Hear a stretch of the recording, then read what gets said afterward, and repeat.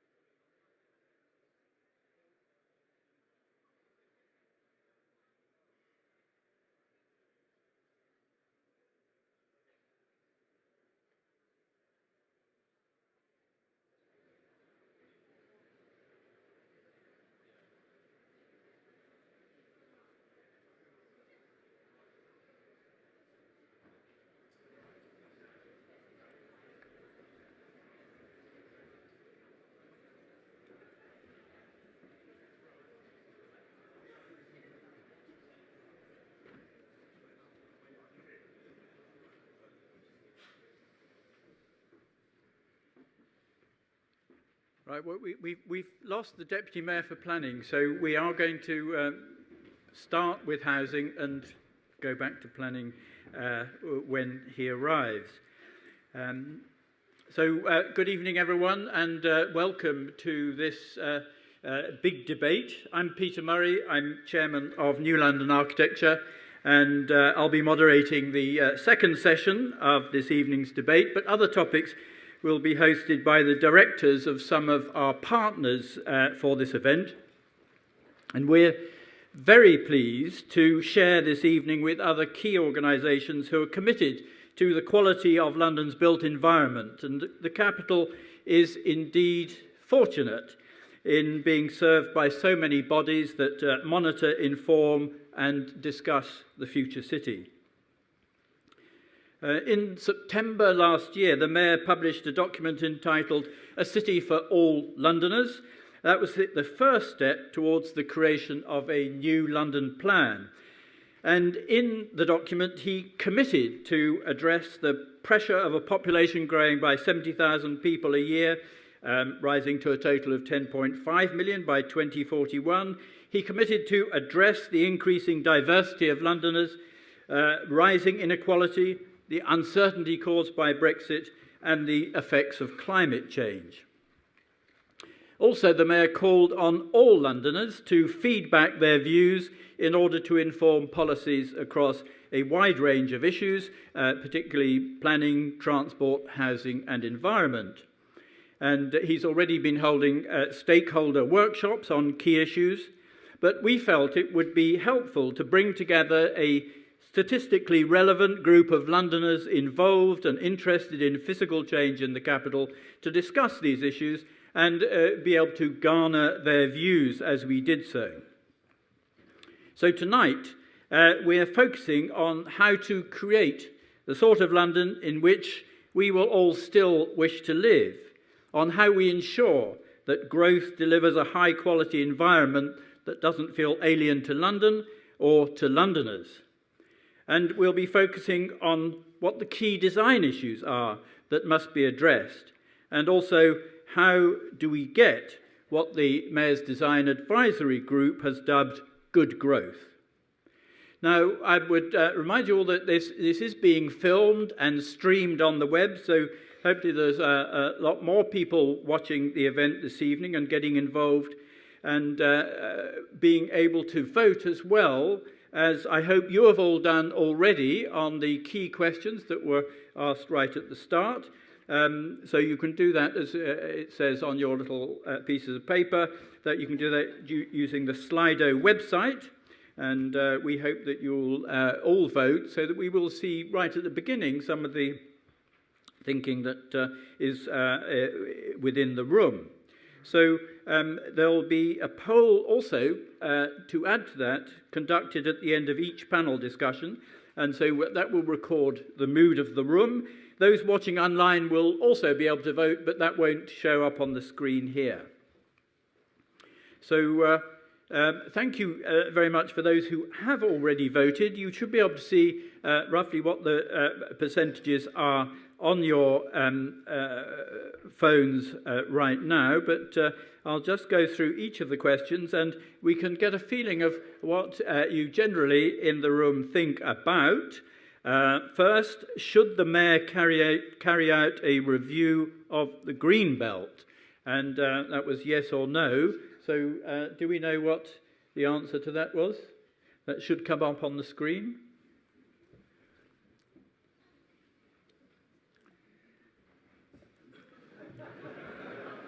Blue belt. Fill your own answer in, is it? I'm signaling it's on its way. Well, if I look at my phone, I can. Oh, it's there, is it? There we are. So, yes, 84% of people think the Mayor should carry out a review of the Green Belt. Next. Is the planning system working? 70% say no, and 379. So quite a lot of people haven't voted yet, actually. We need to get more votes on these. Next. If not, why not? So all three at high percentage. Too uncertain, 16%. Too slow, 12%. Too complex, 9%. So, but all three seems to win there. So that's not a good vote for planning. Next. Well, that's a pretty positive support of modern methods of construction, because they've got an awfully big hole to fill, actually. So I'm not quite sure how modern methods of construction on its own is going to do that, but it's clearly seen as a major contributor to increasing output, and I'm sure James will talk a little bit more about that in a moment. And then we got our last one now, haven't we? Will London's population continue to grow after Brexit? So that's a pretty big majority who feel that the growth is going to continue as suggested in the London plan, and clearly that's something that we're going to be debating tonight and has to be taken into account how we deal with the changing face of London. So just before I hand over, I'd like to thank all those programme champions from NLA who have actually supported this event: ACOM, Argent, British Land, CBRE and Future Cities Catapult, and also, of course, everyone who was taking part tonight. So instead of handing over to Jules Pipe, I'm now going to ask Lisa Taylor, who's the Chief Executive of Future of London, to actually start chairing this session. And then I see Jules has just arrived, so we'll go on to Jules after we've done with housing. So, Lisa, Thank you, Peter. I felt a little bit like Donald Trump lurking around behind you and stuff. Sorry if that spooked anyone. And Jules, your session was excellent. Really good. Thank you so much. Yeah, good.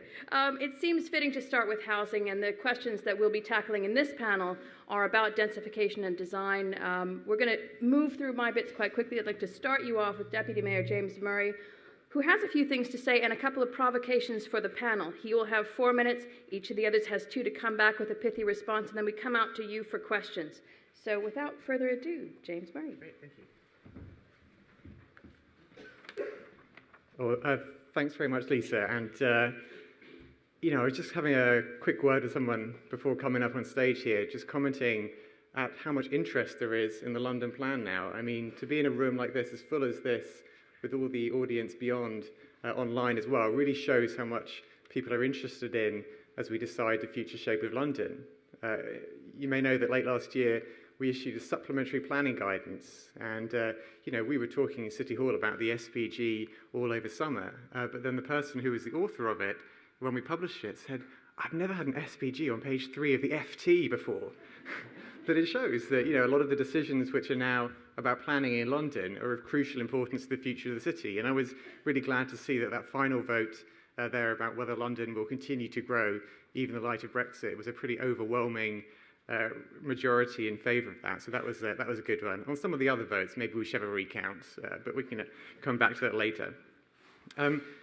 By lucky circumstance, I'm pleased to be able to start the evening with housing, given what's in my job description. That's something which I'm keen to promote. And I know that when you talk to Londoners and to businesses and to anyone who cares about the future of the capital, we know that building more homes of all types, of all tenures, and in all parts of the capital is essential to the future economic and social success of the city. And although that's an easy summation of the issue to give, it does pose a lot of questions when you talk about delivering different tenures, different types, and building different typologies in different parts of the capital where they present their own dilemmas. But I think one really crucial part for me when we're putting together our new plans is to recognise that our plans are really ambitious, and that is going to mean that we're going to have to work out how to bring Londoners with us as we talk about the large number of new homes that we're building. And there are many, many different ways in which we can help to bring Londoners with us, and I'll just focus on 2.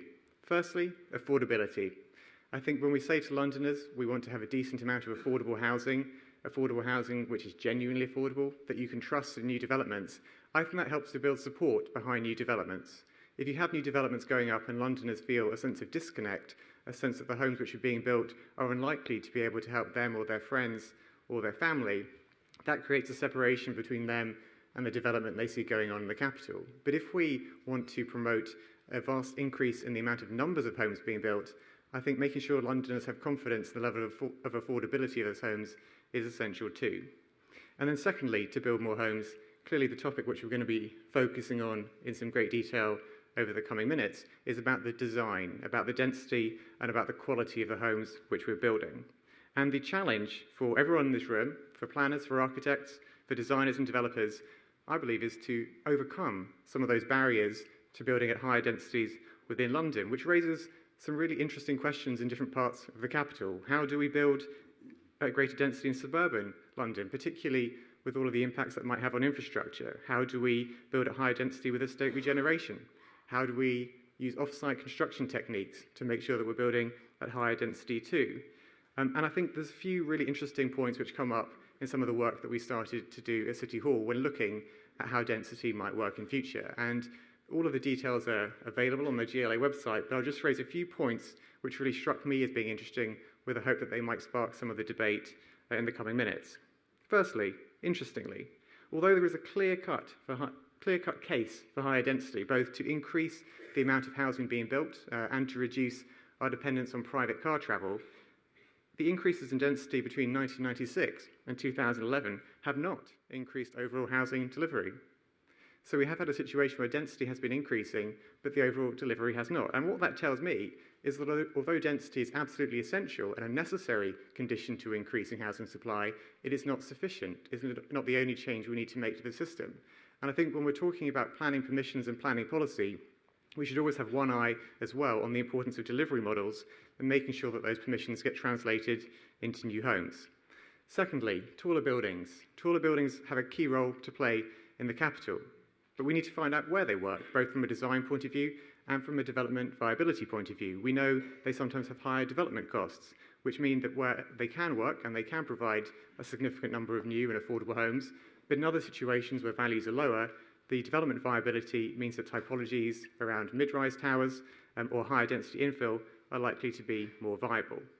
And finally, the research that we've done into residents' views, I think, is overall quite good news in terms of our ambitions to have high density development in the capital, in that there are no inherent problems with high density, but the key to success, and it doesn't seem like rocket science, is a focus on good design and day-to-day management and servicing of the buildings once they are constructed. So I'll wrap up there simply to say that the London plan will help us set the broad parameters of how to build a bigger city, a more dense city, a more high-rise city, and so on. But then the job of the GLA, through supplementary planning guidance and other documents, and the job of architects, designers, and developers, and Londoners themselves, is to work out how we can meet that ambition for high densities in a way that builds London the future we can all be proud of. Thank you. Thank you very much. Very good start to the evening, I think, and some good provocations indeed. I'm going to hand over to Ben Derbyshire, President-elect of RIBA, and also HTA Design Chair, one of the people behind Superbia and many other innovations. Go ahead. I've got 2 minutes and 3 main points I want to make, broadly in support of a city for all Londoners, both on my behalf and my practice and the RIBA. The 3 points concern the culture of planning in which we operate and the role of politicians in affecting that. The opportunity of our outer boroughs, and in particular semi-detached Metroland suburbia, for contributing in a way that it hasn't hitherto, and then the necessity of a predominance of mixed neighbourhoods built in mid-rise housing with occasional tall blocks, which are not, on the whole, the answer to the affordability problem, we argue. So first of all, on the culture, I think what we've got to here is one that entitles those who are well housed in our city essentially to deprive the same opportunity to those who are not well housed. And I do think that the political leadership can and should do more about that, James. An idea is an expo, 2,000 sites all across the city, demonstrating to people in their neighbourhoods what good looks like. Small and medium enterprises, small architectural practices, small builders. I think that would be a great way of stimulating people's thinking positively about change. We've been working on something we call Superbia. I think Yolanda Barnes will be talking more about it in a bit. It's about using the opportunity of our outer suburbs, which are very low density indeed, but occupied by far the greatest amount of land take in the city as a whole. Yolanda will say, I'm sorry about this, Yolanda, that the opportunity is 1.1 million new homes to be delivered by adopting the principle that by giving people the opportunity to develop their own plots, we can use their private equity, which increases as they sleep, and there's very semi-detached suburban homes in order to yield the opportunity of new homes in the space around them. Thank you, Ben. That's what 2 minutes feels like. But we'll come back with questions and probably get to some of the other points. Heather Cheeseborough, Elder Croydon. Right, thank you. In terms of meeting what James was saying about meeting houses and in the suburbs and intensification, what I would say is that we in Croydon are doing it in 2 main ways. One, we have a new emerging local plan policy that actually follows through and delivers densification in the outer suburbs. In addition to a borough-wide policy that encourages a minimum 3-storey height, we have areas of intensification policy that specifically identifies locations that could evolve through focused growth to change in a place's character.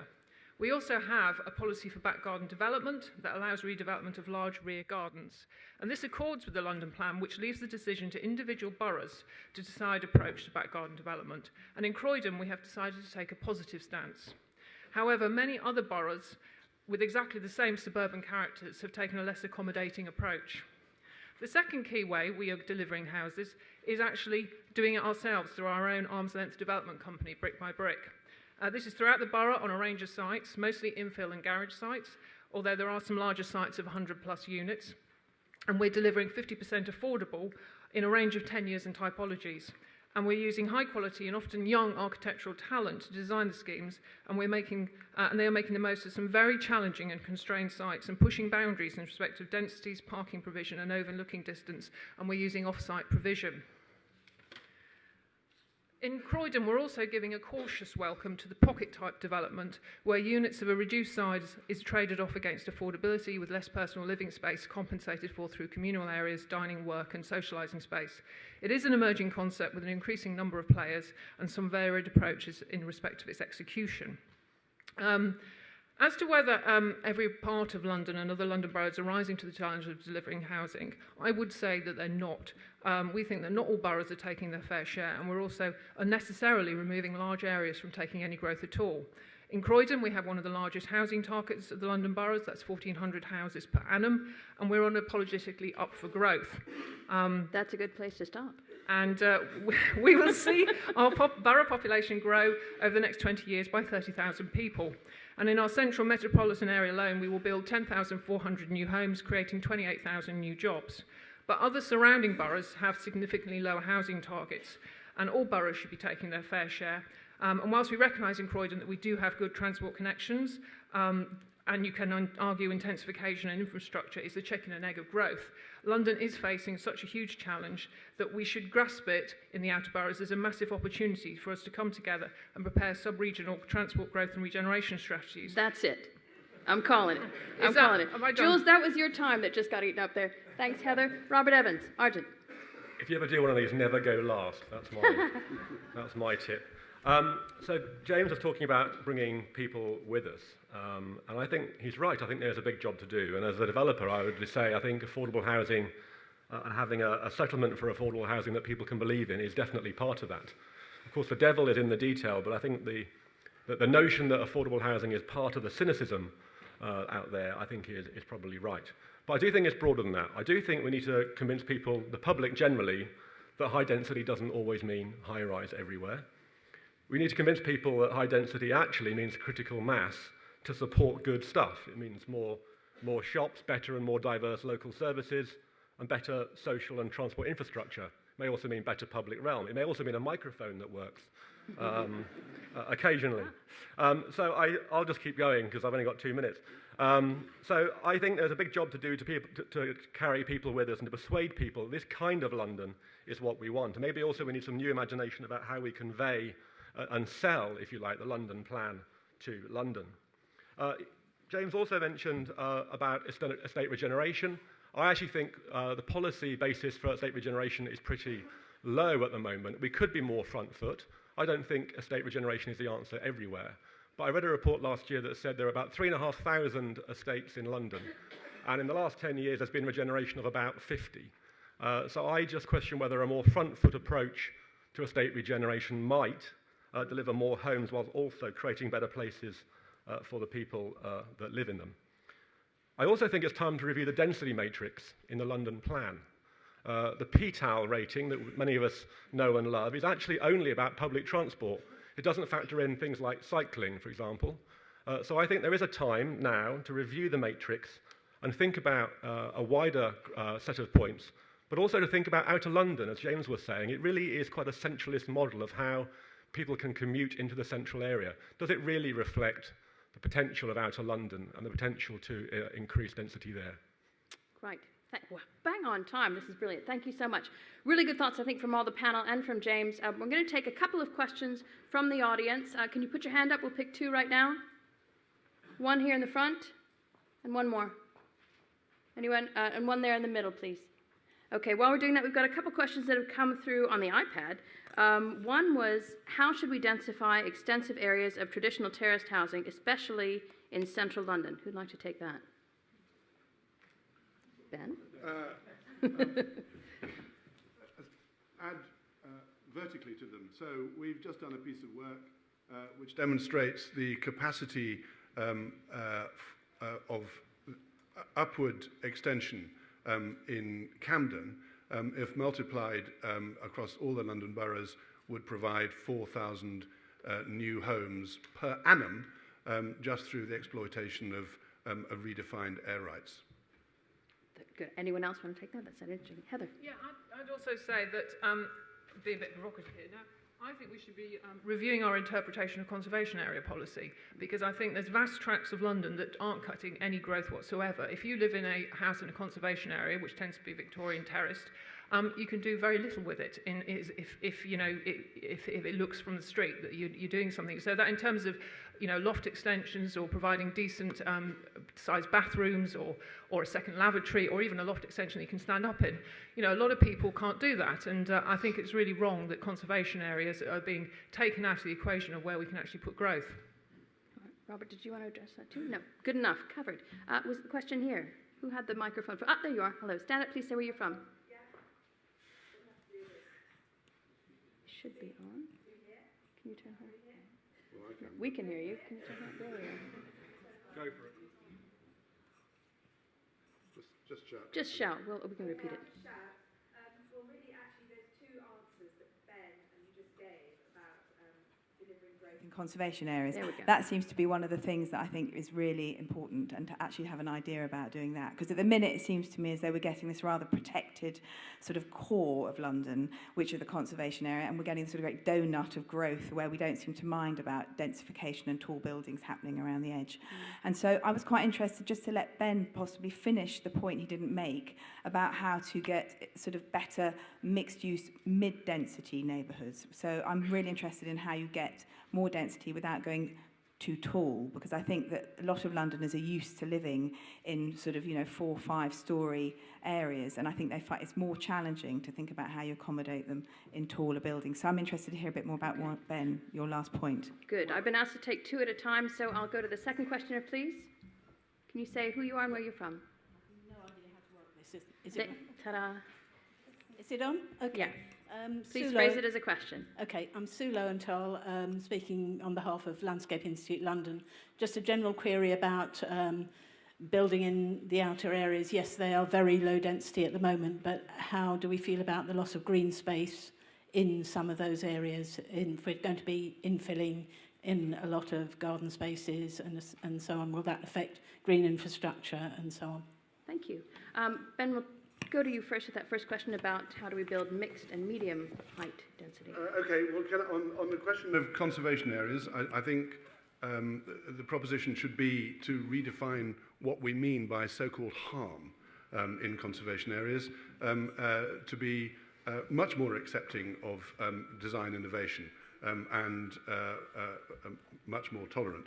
On the question of mid-rise, both in redevelopment projects where we think that 350 dwellings per hectare is a perfectly deliverable within current regulation standard, can entirely be delivered at between 5 and 8 stories around streets and well-designed public realm, and high-rise buildings need only be a rarity, and in any event are not potential contributors to affordable accommodation, principally because of the costs in use, actually, service charges and those sorts of things. So you can get 350 dwellings per hectare by using 5 to 8 stories in perimeter blocks entirely satisfactorily.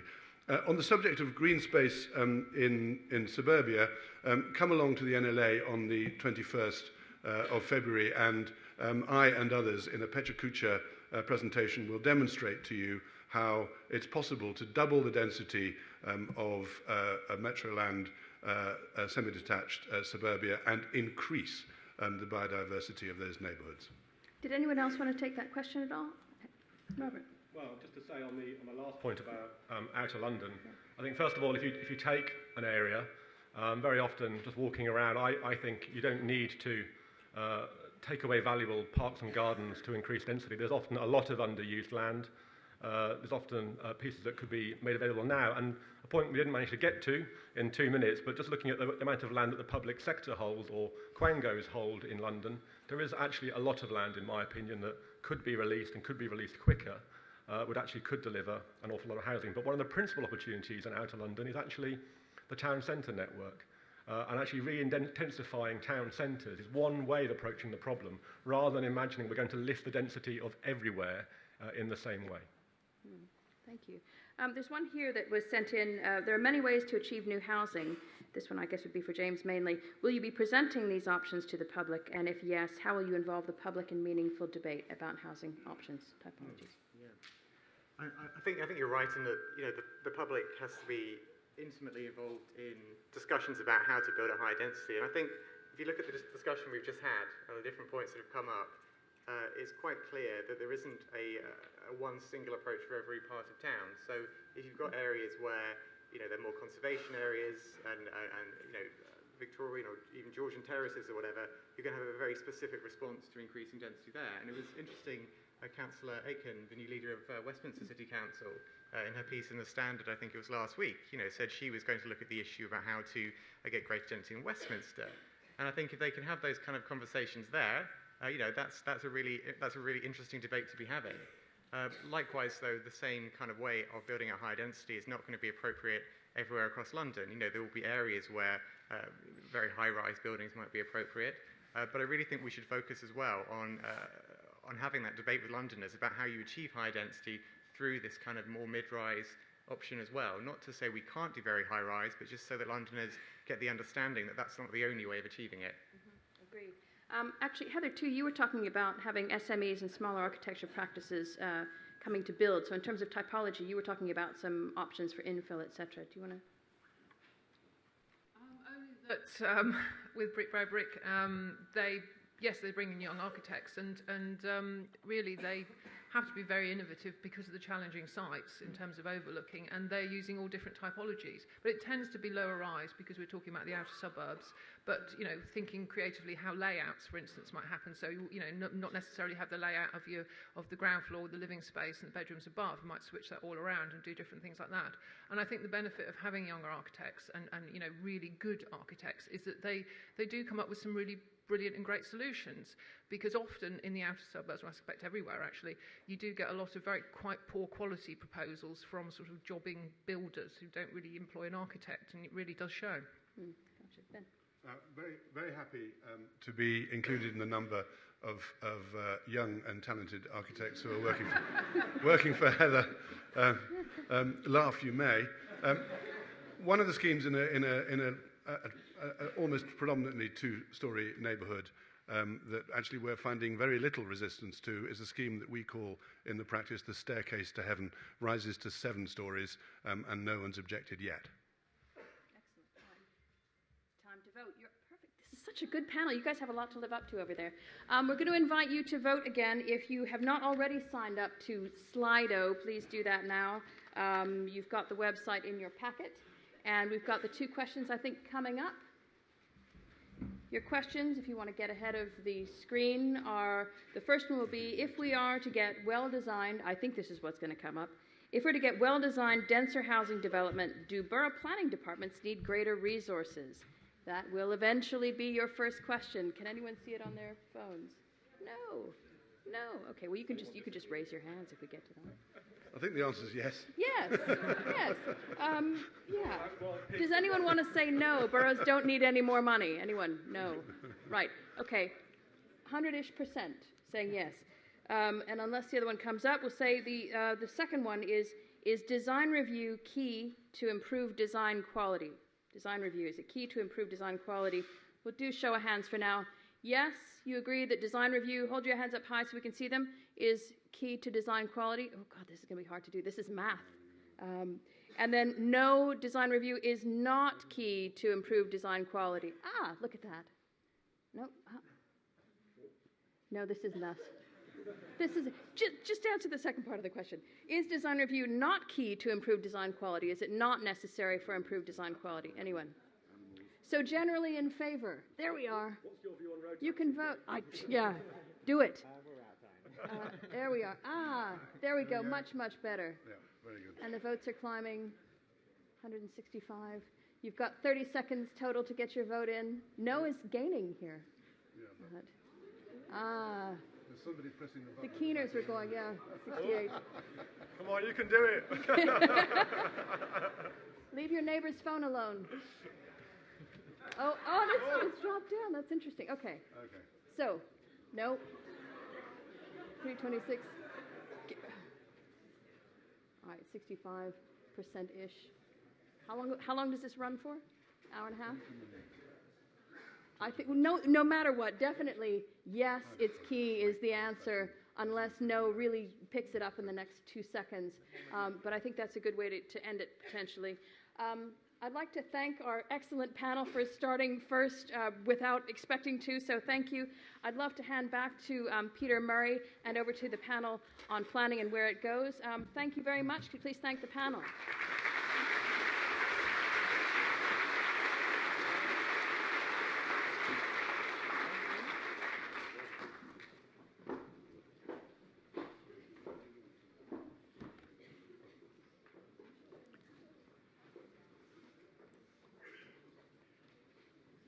Well, thank you very much, Lisa, and thank you to our panellists. Now we will revert to debate one on your programme. And so if our panellists would like to come up and take a seat, platform, then I'll ask Jules to speak first. And then, as before, we will have a series of responses and provocations from our panel. So they've got a lot to live up with. I thought that was excellent responses by our first panel. I love Ben's idea of an expo, and I don't know if anyone here is aware of Reinventing Paris, which was a really good project which is now really getting underway in Paris, reviewing PTAL ratings and, of course, intensifying town centres. And that's something really which I think will be part of the focus of some of the things we're going to be talking about now as we look at where should London's growth take place is the key title of this.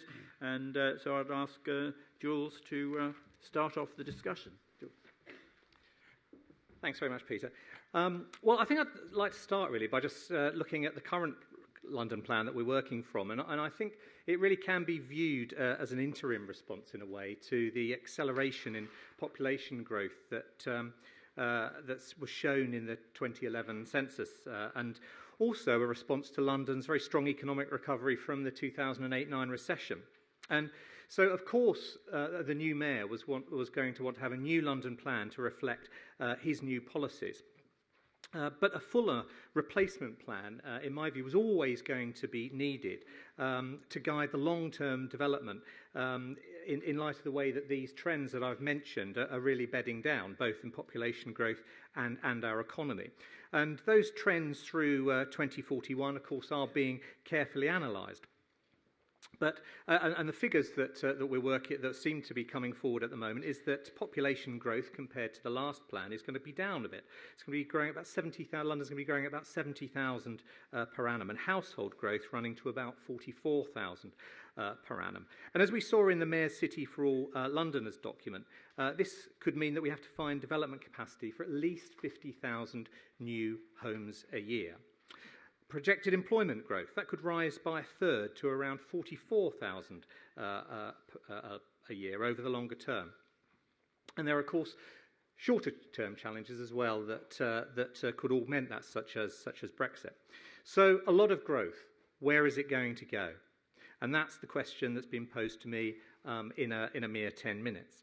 And because it's such a short time, I'm going to rattle some of these through some of these ideas at pace. Now, in City for All Londoners, that made clear that the Mayor seeks to accommodate all of that growth as far as is possible within London's boundaries, without eroding our green belt and other protected open spaces. And overall, the Mayor is looking to a wider distribution of growth and spreading out the opportunities but also the challenges that brings within the capital. This would mean maintaining the established strategic emphasis on the regeneration of London's brownfield capacity, such as out in East London. But it also means investigating that further afield around outer London. Not least in the face of restructuring within the retail sector, there's really got to be a greater emphasis on town centre renewal through housing-led, higher density mixed-use development, especially in medium-sized town centres that have that good public transport access. We've got to realise the capacity of brownfield opportunity areas, and that's going to continue to be crucial. Some of these offer over 2,500 homes, 5,000 jobs. We're looking at 3 or 4 potential new areas to go with the 38 that are already identified in London. We're also looking at better realising the potential of intensification areas.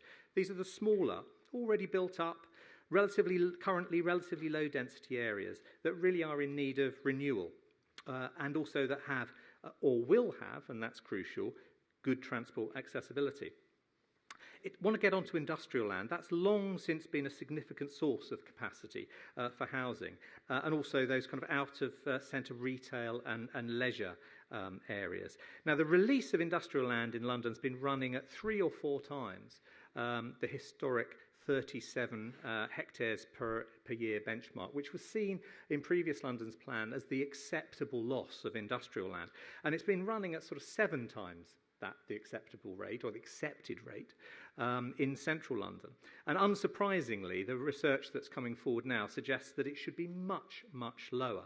So this is likely to mean that any further release will have to be managed very carefully, but moreover, that we'll have to think a lot more about co-location of industry and other uses, and perhaps relocation rather than simple, straightforward release. And a key issue being addressed by the research is just how much industrial land, which at heart is really low-cost business space, protected by the planning system, how much of that we can afford to lose from our economy. And I'd say here that moving forward, when I'm talking about mixed use, I am not talking about high-rise over a little supermarket on the ground floor. We've got to get far more creative about the things that we're expecting to share space, particularly in Zone 2, but out to outer London. Similarly, we've got to find ways to translate London's substantial supply of housing approvals into completions. And it's a long-term issue which faces the other parts of the country. But here in London, we've been approving some 50,000 homes per year, but little more than 25,000 are being built out. That's allowed more than 250,000 approvals to build up as a pipeline to be built out. We also need to find new players in the housing construction centre as well to bring forward that pipeline of approvals. I'm conscious of time, so I want to move on to also the CAS in central London, the Central Activity Zone. We've got to recognise and support, I think, its critical role in accommodating our world city and national functions as it does. So we've got to be careful that housing doesn't erode the capacity to sustain the economic base, such as in Canary Wharf and in the rest of the Central Activities Zone. Individually, none of these geographical features, which I've just quickly run through, are going to be a silver bullet solution to accommodating the pressures for growth in London. So the London plan's job is going to have to pull them together and balance their contributions in different parts of the capital, but also complement them with wider policies to ensure that development is sustainable in the widest sense. And it's at this point that I'd want to go on to all the sorts of demands that I'd be making in the future about good architecture and high quality design, essential to being able to deliver that. But time's against me, so I'm just going to cut straight to the couple of the provocations that I want to share. One of those is, why doesn't the Mayor build on the London Greenbelt? Well, the short answer is that he, like all the other main mayoral candidates, knows just how cherished that is by Londoners. And there are 10 times as many Londoners per hectare of London Greenbelt as there are elsewhere in the wider region.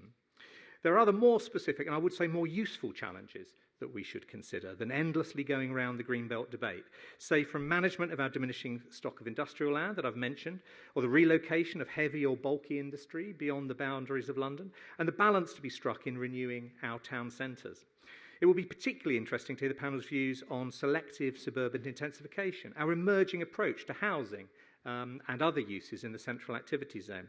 And the most effective ways of relating to the rest of the wider southeast in our shared interests, not least because there are 800,000 daily commuters who are essential to London's economy. So there are a few thoughts to kick us off. Thank you, Chair.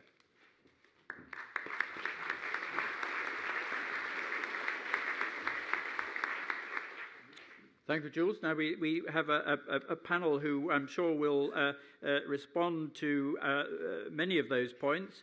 Our first speaker is Yolanda Barnes, who's Head of World Research at Savills. Yolanda.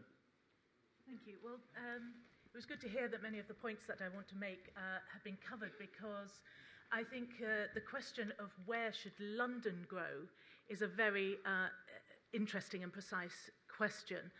And what we've just heard is the case for what I call intensification rather than densification. And by that I mean the building of more London. The demand in London and the demand for housing is not for little boxes stacked either high or sideways, but the neighbourhoods in which we live. And this is something that we see the world over. All major world cities that we study at the moment, to some extent or other, face the issue of what we're calling urban dispersal. Now, that's not urban sprawl, the extension into Greenbelt or otherwise of housing and other uses, but the relocation of people to small, better urban centres outside of the city.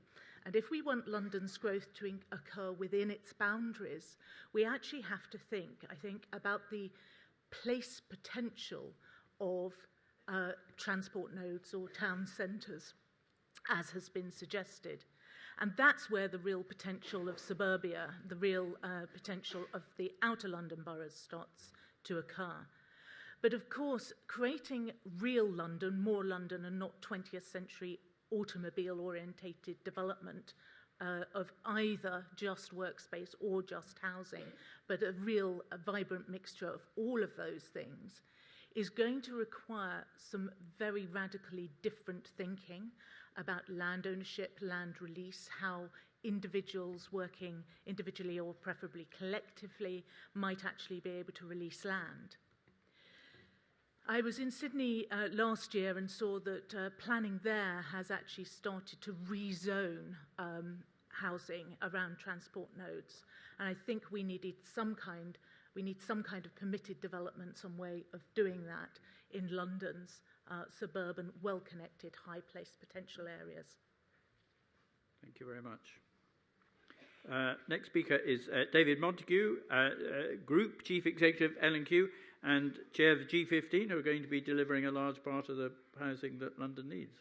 So the challenge, Jules, is 50,000 homes a year. So because housing is a long-term business, we're talking about 500,000 homes over 10 years. That is a huge challenge for all of us. Last December, the National Housing Federation, which represents all housing associations, committed to treble housing output. Last year, housing associations delivered 40,000 homes. We've committed to treble that to 120,000 homes a year. But of course, that will take a bit of time, and we will need a bit of help as well. G15, which I chair, the largest 15 housing associations in London, we've got 93,000 homes coming out of the ground at the moment, and we've committed to doubling that to 180,000 homes. And my own organisation, L&Q, we've committed to a programme of 100,000 homes, of which 50% will be genuinely affordable to people on lower and average incomes. Let me just give you two examples. Barking Riverside, an 11,000 home new town in a Labour borough in London with the support of the mayor. And that's brownfield land. Another one, Chelmsford, just up the road, Chelmsford in Essex, we're delivering a 4,000 home new town, 3 new schools, a new bypass, a new railway station, and that's a greenfield land. And we're doing that with the support of the Tory borough, the Tory council, and local people as well. So, Jules, your provocation was why not build on greenbelt land? And I accept that we should focus on brownfield land first of all, but we must have an adult conversation about where these homes are going to go.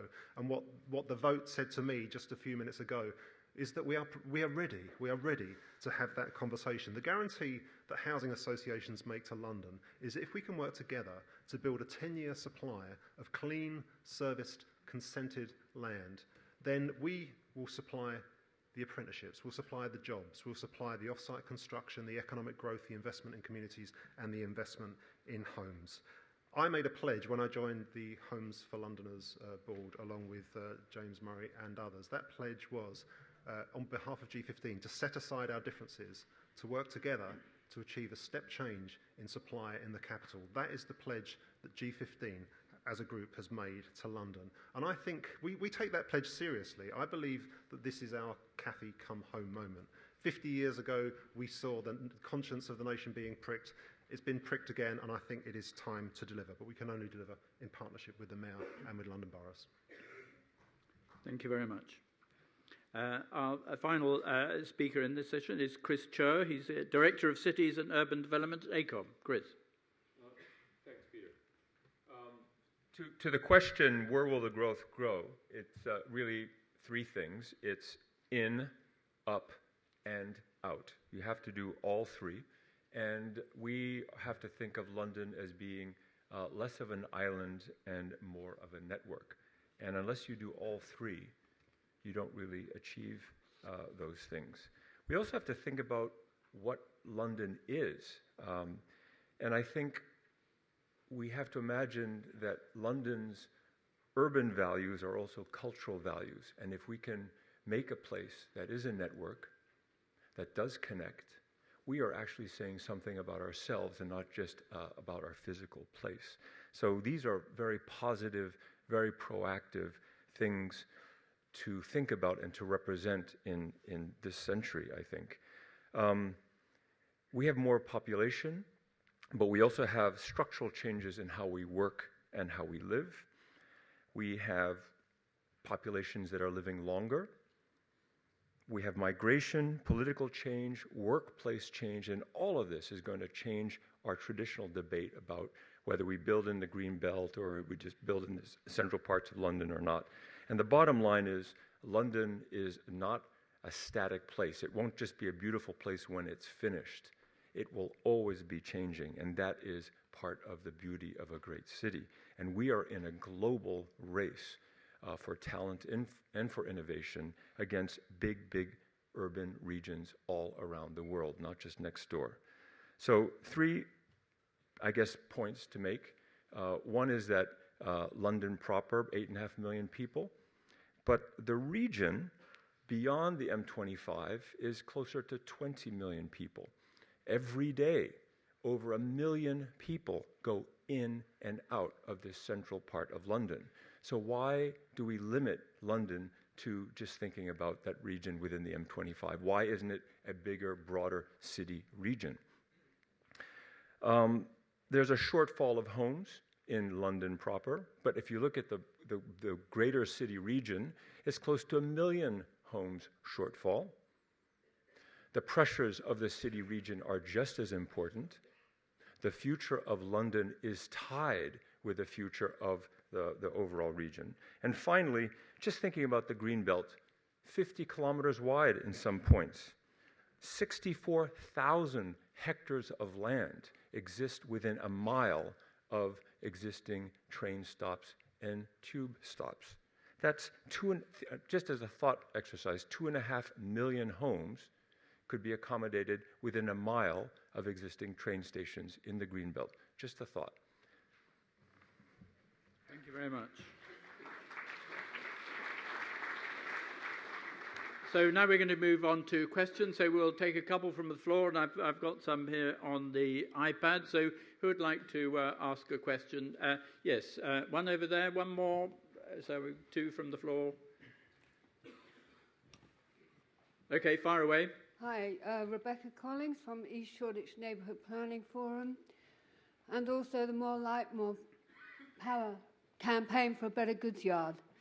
Can you tell me what your vision is for the future of neighbourhood planning as part of whatever becomes of London?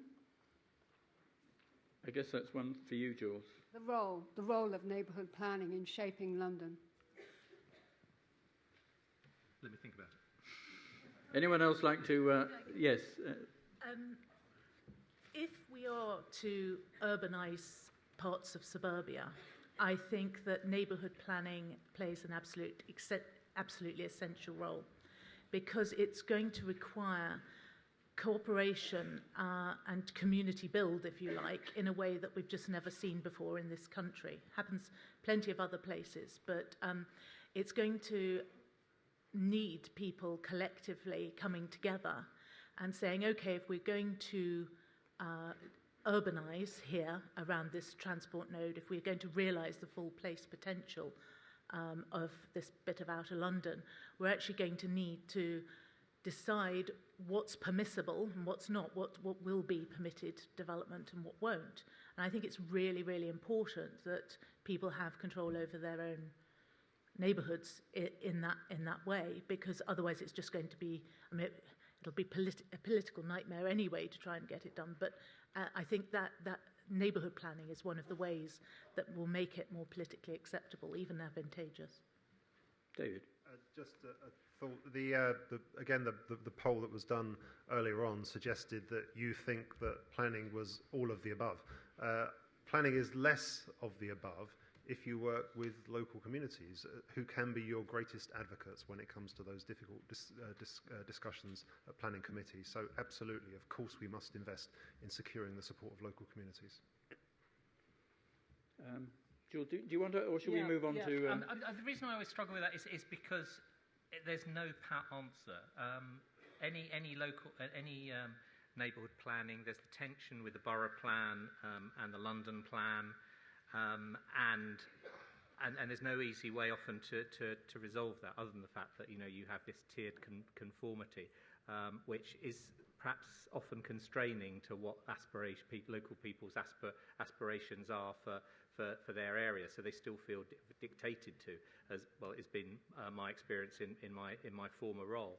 I think I agree with Yolanda, though. I think there is a real need, though, to get people involved at an earlier stage, particularly when we are doing sort of area-wide approaches that are setting policy that applications will be judged under going forward, and yet we still seem to run the battles on the individual applications when actually the time to have had the discussion would have been at that earlier stage. Another question there? Hello, my name is Sunan Prasad. I'm an architect. Both Jules and David have touched on it a bit, but I think it's clear that the real obstacle to delivering the numbers is not the planning system, however much we might want to improve it. It's not design, it's not densification, but actually we've got too few people, too few agencies providing housing, and they are too similar to each other. And it's very welcome, the entry of G15 and others into this in a full-hearted way, because that does introduce a new player with big clout. What are your suggestions for increasing the number of people hungry to build homes in London in a greater variety of ways, which is the only way we're going to break through this 25,000 ceiling? Thank you very much. I think almost anybody in the panel. David, let's start with you. Well, thank you very much, first of all, for welcoming G15. It's good to know that we've got your support, and we are serious about increasing supply of homes across all tenures in London. There have been too few players historically. I think there is a need for local authorities to get back in the game. If you look at what housing associations have achieved since 1988, when we were allowed to borrow, to go to the city and to borrow, we've borrowed £80 billion and we've delivered 2.7 million homes. Imagine if local authorities had been allowed to borrow in the same way that we have, by providing a business plan to investors, securing their confidence. We'd be talking about the housing crisis in the past tense if we had both been allowed to borrow. We are where we are, but I think local authorities should be given the same freedoms to borrow as housing associations do. In the meantime, it will take them a while to scale up, and so we must work in partnership. And I think the Barking Riverside model, where we're working hand in hand with Barking and Dagenham, with the Mayor, that's the model going forward. Chris? The housing associations obviously are going to be very important, but I think we also have to expand the types of groups that are going to be delivering housing. And in particular, we have to start picking up some of the points we've heard before, which is how do we deliver housing and critical mass, which is a much better way to think about density, and infrastructure together. Infrastructure can't just be an isolated asset class along with housing separately. These things have to be joined up together. And I think if we start to think about different ways of value capture, trying to encourage people who deliver housing to take on the risk of delivering infrastructure as well, tying those things together to create the better benefit of connectivity, I think it's another way to increase the number of groups that are bringing housing forward. Thanks. Yolanda. Yes, there are many factors that need to come together, I think, to deliver development, and we're hugely focused on what I call product, without thinking enough about land and finance, the other two corners of delivery. And one thing that, looking globally, strikes me is how weird, totally weird we are in this country in relying on one type of housing delivery. Not knocking house builders, but in other countries they're just one of very many more. And I think if we understood better the interaction of land and finance in the development process, we'd realise that we need a lot more diverse delivery. Local authorities, housing associations, but also custom build, self-build, rent-to-buy, private landlords. I mean, there is a whole raft of different delivery mechanisms out there, and we have to start getting imaginative and getting a groove on with them. Thank you. All right. Jules? Yeah, I'd agree with all that. Build-to-rent firms, new sort of public-private vehicles, housing companies. So yeah, the build-to-rent councils, absolutely. There's a stark contrast between what you look across London. There are councils really motoring now on supply on their own land, whereas other councils are choosing not to. And also, as I mentioned before, SMEs, particularly in that kind of suburban small site intensification. There's so many small, medium-sized builders that have fallen out over the last 20, 30 years of operation. And we really need to sort of restore that sector to deliver. And when you look back at the kind of historic highs of house building in this country, there was a massive amount of local authority building. SMEs were really active. There is a model there when you look back in the 50s and earlier. And the answers there are there about the makeup of the construction industry. Thank you. Now, a couple of questions before we go on to our voting. A couple of questions which have come from the iPad. And actually, I'm afraid to say, Jules, that actually the Greenbelt does appear quite a number of times here. And somebody here is saying that when districts around London are having to deliver Greenbelt relief, is it okay for London not to do this when this wouldn't harm its key purpose? They have 10 times as much per head as we do. Outside of London. That's one of the reasons why it's so cherished in inner London. And isn't it right, though, if those sort of changes go on outside, that shouldn't the mayor even just review Greenbelt? And because not all of it is as green as people might think. Isn't that right? So if we had a look at it and say this bit may be used for something else, and we could maybe substitute it for better space. No? I think,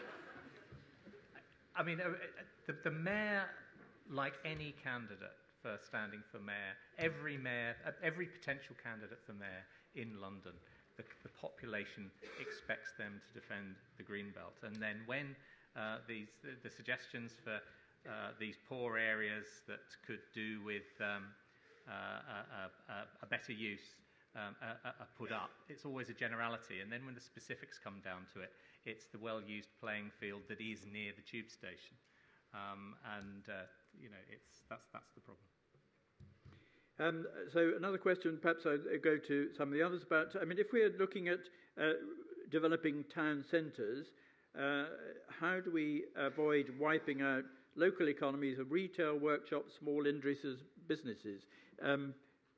Will it wipe them out, or will it actually reinforce them? No, this is exactly my point about intensification. You can have it all. And the problem is that by using single-use classes, we've tended to de-intensify land. And what we've shown in some recent research that's not yet published is that you can have your cake and eat it. You can actually have workspace and housing side by side in proper high-density, fine-grained streetscapes, plus your neighbourhood retail, plus all the neighbourhood amenities that people need.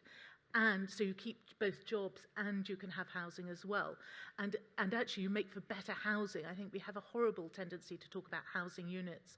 Whereas people don't live in housing units, we live in neighbourhoods, we live in places where we can do a lot of other things. So we've got to think about housing as being more than just residential use. And it's that mixing up. You can get high intensity use on pieces of land that are frankly woefully underused at the moment. Chris? Yeah, I think we're also, on this crazy age of urbanization and globalization, we're also living in an age, the end of zoning. And zoning is traditionally what has allowed us to think about all these asset classes separately. And it's just easy. It's kind of like a lazy way of developing land, because this is housing. We know how to do that. That's retail. But actually, people aren't attracted to zoning.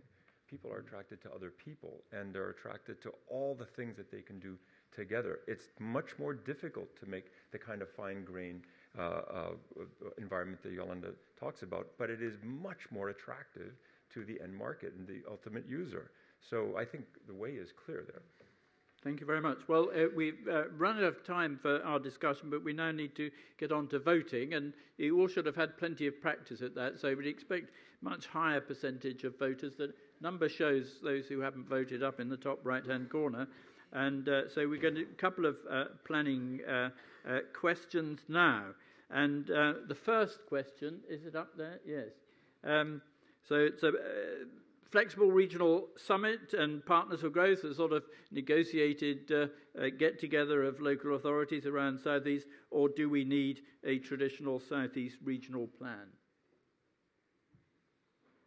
Right, it's only 222 so far, so there's about 800 people who haven't voted yet, so unless it's not counting properly.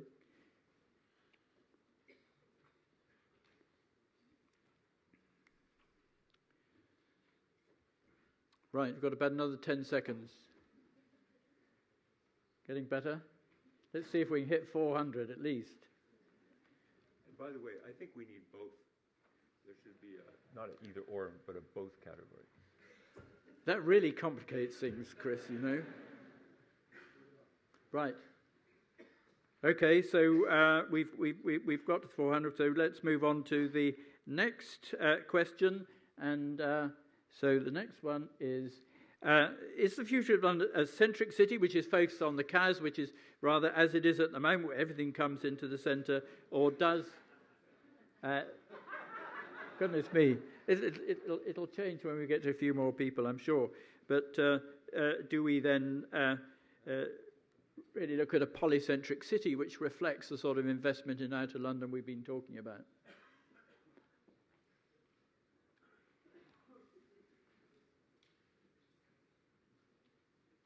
Right. Yeah, the centrists are really losing out tonight, aren't they? Really, that's pretty convincing. I think 387 is fine. We'll. Oh no, let's. Right, two more. Very good. Well done. Thank you very much for that. Very interesting result. So thank you very much to our planning panel. And now we're going to move on to debate 3.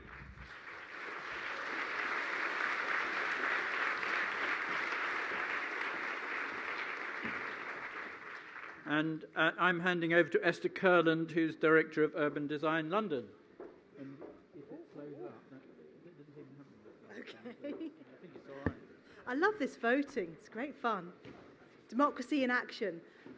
Just while we wait for our panel and keynote speaker to come up, just introduce what we're talking about: streets and buildings, the yin and yang of cities, compact city, intensively used city means that streets and public spaces have to work increasingly hard. Their role is incredibly important. Living spaces, helping us keep healthy, cleaning our air, everything they have to do. But how do we make that work through a London plan when changing streets and managing transport doesn't actually need planning permission? although it's an incredibly important part of the city. Hopefully, we'll find out some ideas and answers there. Our first speaker today, this session, is Ben Plowden. He's Director of Surface Transport at TfL. Ben, over to you. Thank you, Esther. Good evening, everybody. It's a real pleasure to be here, particularly to be on a panel with Lucy, because many years ago, in fact in 1998, when Lucy was 12 and I was 13, she was the director of the Architecture Foundation. I was running the Pedestrians Association, and we ran a design competition called Achieving a Car-Free London. Nearly 20 years ago, very interesting ideas about handheld devices for looking at your journey, all sorts of crazy technological stuff like that. Very interesting to see how much the debate has moved on, how much we've done around streets and public spaces since those heady days when we were both still at secondary school. So I'm going to put 5 propositions in front of you. Whether they're provocative or not, I think we'll find out in a second, around streets and public spaces. So they are as follows. First of all, better streets and public spaces are critical to London's long-term success, both in terms of London as an international city post-Brexit, bringing in inward investment, also in terms of its local town centres, in terms of the quality of their retail and housing offer, critical to make streets and public spaces as good as they can be, but also more specifically around the literal health of London's population. If we want to improve Londoners' health, we have to encourage active travel. If we want to encourage active travel, we have to create streets and public spaces where people can walk, cycle, and use public transport. Proposition 2, improving London's streets and public spaces has been a theme of mayoral policy since the mayoralty was created in 2000. So although those programmes have had different names, we had 100 Great Spaces, then Better Streets and London's Great Outdoors, the underlying intent has always been the same, which is to try and move towards a city where we have better designed, safer, more accessible, higher quality streets and public spaces for the reasons I outlined in my first proposition. So it really has been a sort of underlying theme of how the mayoralty has manifested itself in London. Proposition 3, though, healthy streets mean a healthy city. The Mayor, Sadiq Khan, has made clear that he wants to put healthy streets, both literally and more broadly, at the heart of the planning of both transport and land use planning in his London. So you heard already about a city for all Londoners. The notion of healthy streets is a central theme in that document and will, I'm sure, be in the draft Mayor's Transport Strategy when it comes out in a few weeks' time. The notion both that we have to have high-quality streets and public spaces, as I said, for the literal health of Londoners, but also to move towards even further and faster a city where people don't have to rely on their private cars so much, where air pollution is addressed, where safety is improved, where accessibility and design are improved, where we have really, really high-quality streets and public spaces, both for international and domestic competitive reasons. Fourth proposition, if we want better streets and public spaces, we have to continue with integrated planning and design and execution of our streets and public spaces, both strategically, you've heard about placemaking in terms of town centre developments and intensification, but also in very specific localities so that the quality of the design that we put in place is integrated with the transport infrastructure, access by walking, cycling, public transport, and things like car clubs. So we're creating these new communities and new spaces that are very high quality design and fit to live in. And then finally, if we want to create better streets and public spaces, that presents both opportunities and challenges. The opportunities are to continue to make London a really attractive city, nationally, internationally, and regionally, and tied into its wider sub-regions, you heard from one of the previous speakers. But it also presents challenges. How do we manage the impacts of building all these better streets and public spaces on a crowded network with lots of other people doing stuff like the boroughs, the utilities, HS2, all the big projects going in? How do we manage the network so we can keep goods and services flowing efficiently down those streets, whether by bus, by lorry, by van? How do we make sure that the network can continue moving stuff around it? How do we make sure that we manage demand on the network so that we can contain people's aspirations within a network which is essentially fixed, certainly in the short term? And how do we make sure we understand the implications of things like autonomous vehicles, the demand for more electric vehicles in a crowded city where we're trying to accommodate a huge amount of demand and competing demands on our public spaces? Those are my 5 propositions. Let's see whether they're provocative or not. Thank you very much. Thank you. Thank you, Ben. Whether they were provocative or not, they were squeezed into a small amount of space and time, which is exactly what we need to do with our streets, I expect. Our first respondent, Lloyd Grossman, from the Chairman of the Royal Parks, over to you. Well, I can't say that I object to any of those propositions. Sorry. However, I do question to what degree integrated planning really works, because London is a disintegrated city. One of the best books ever about London, of course, is Stina Rasmussen's book, London, the Unique City. And what it does point out is that London is intensely local. It's the greatest city in the world, but it's an agglomeration of localities. And we've got to figure out how to preserve those localities and the intensely local nature of our neighborhoods and our amenities. I think one of the big problems is that we're fighting against a lot of really terrible mega trends. The fetishization of selfishness, the fact that it is fashionable to denigrate what is public and to overprice what is private, all things that are conducive to a lack of citizenship. And it seems to me that the remedy for the lack of citizenship, the arenas for citizenship, are the public realm. And everywhere we look, the public realm is being privatized and being monetarized. And it's not surprising, because we live in a city with intensely high property values, which some people seem to think is a good idea. I happen not to. Parks are particularly important, and I say this wearing my hat as a chair of the Royal Parks. Parks are particularly important because they are the public realm which provides a place where everyone is on a level playing field and people can be citizens together. And there are very few places in our great cities where people don't have to pay, they don't have to pass any sort of admissions exam, they don't need any sort of registration or documentation, they can just be citizens together. So I would like to see a strategy for London which brings together localities and prizes the public realm and open access for as many people as possible. Thank you very much.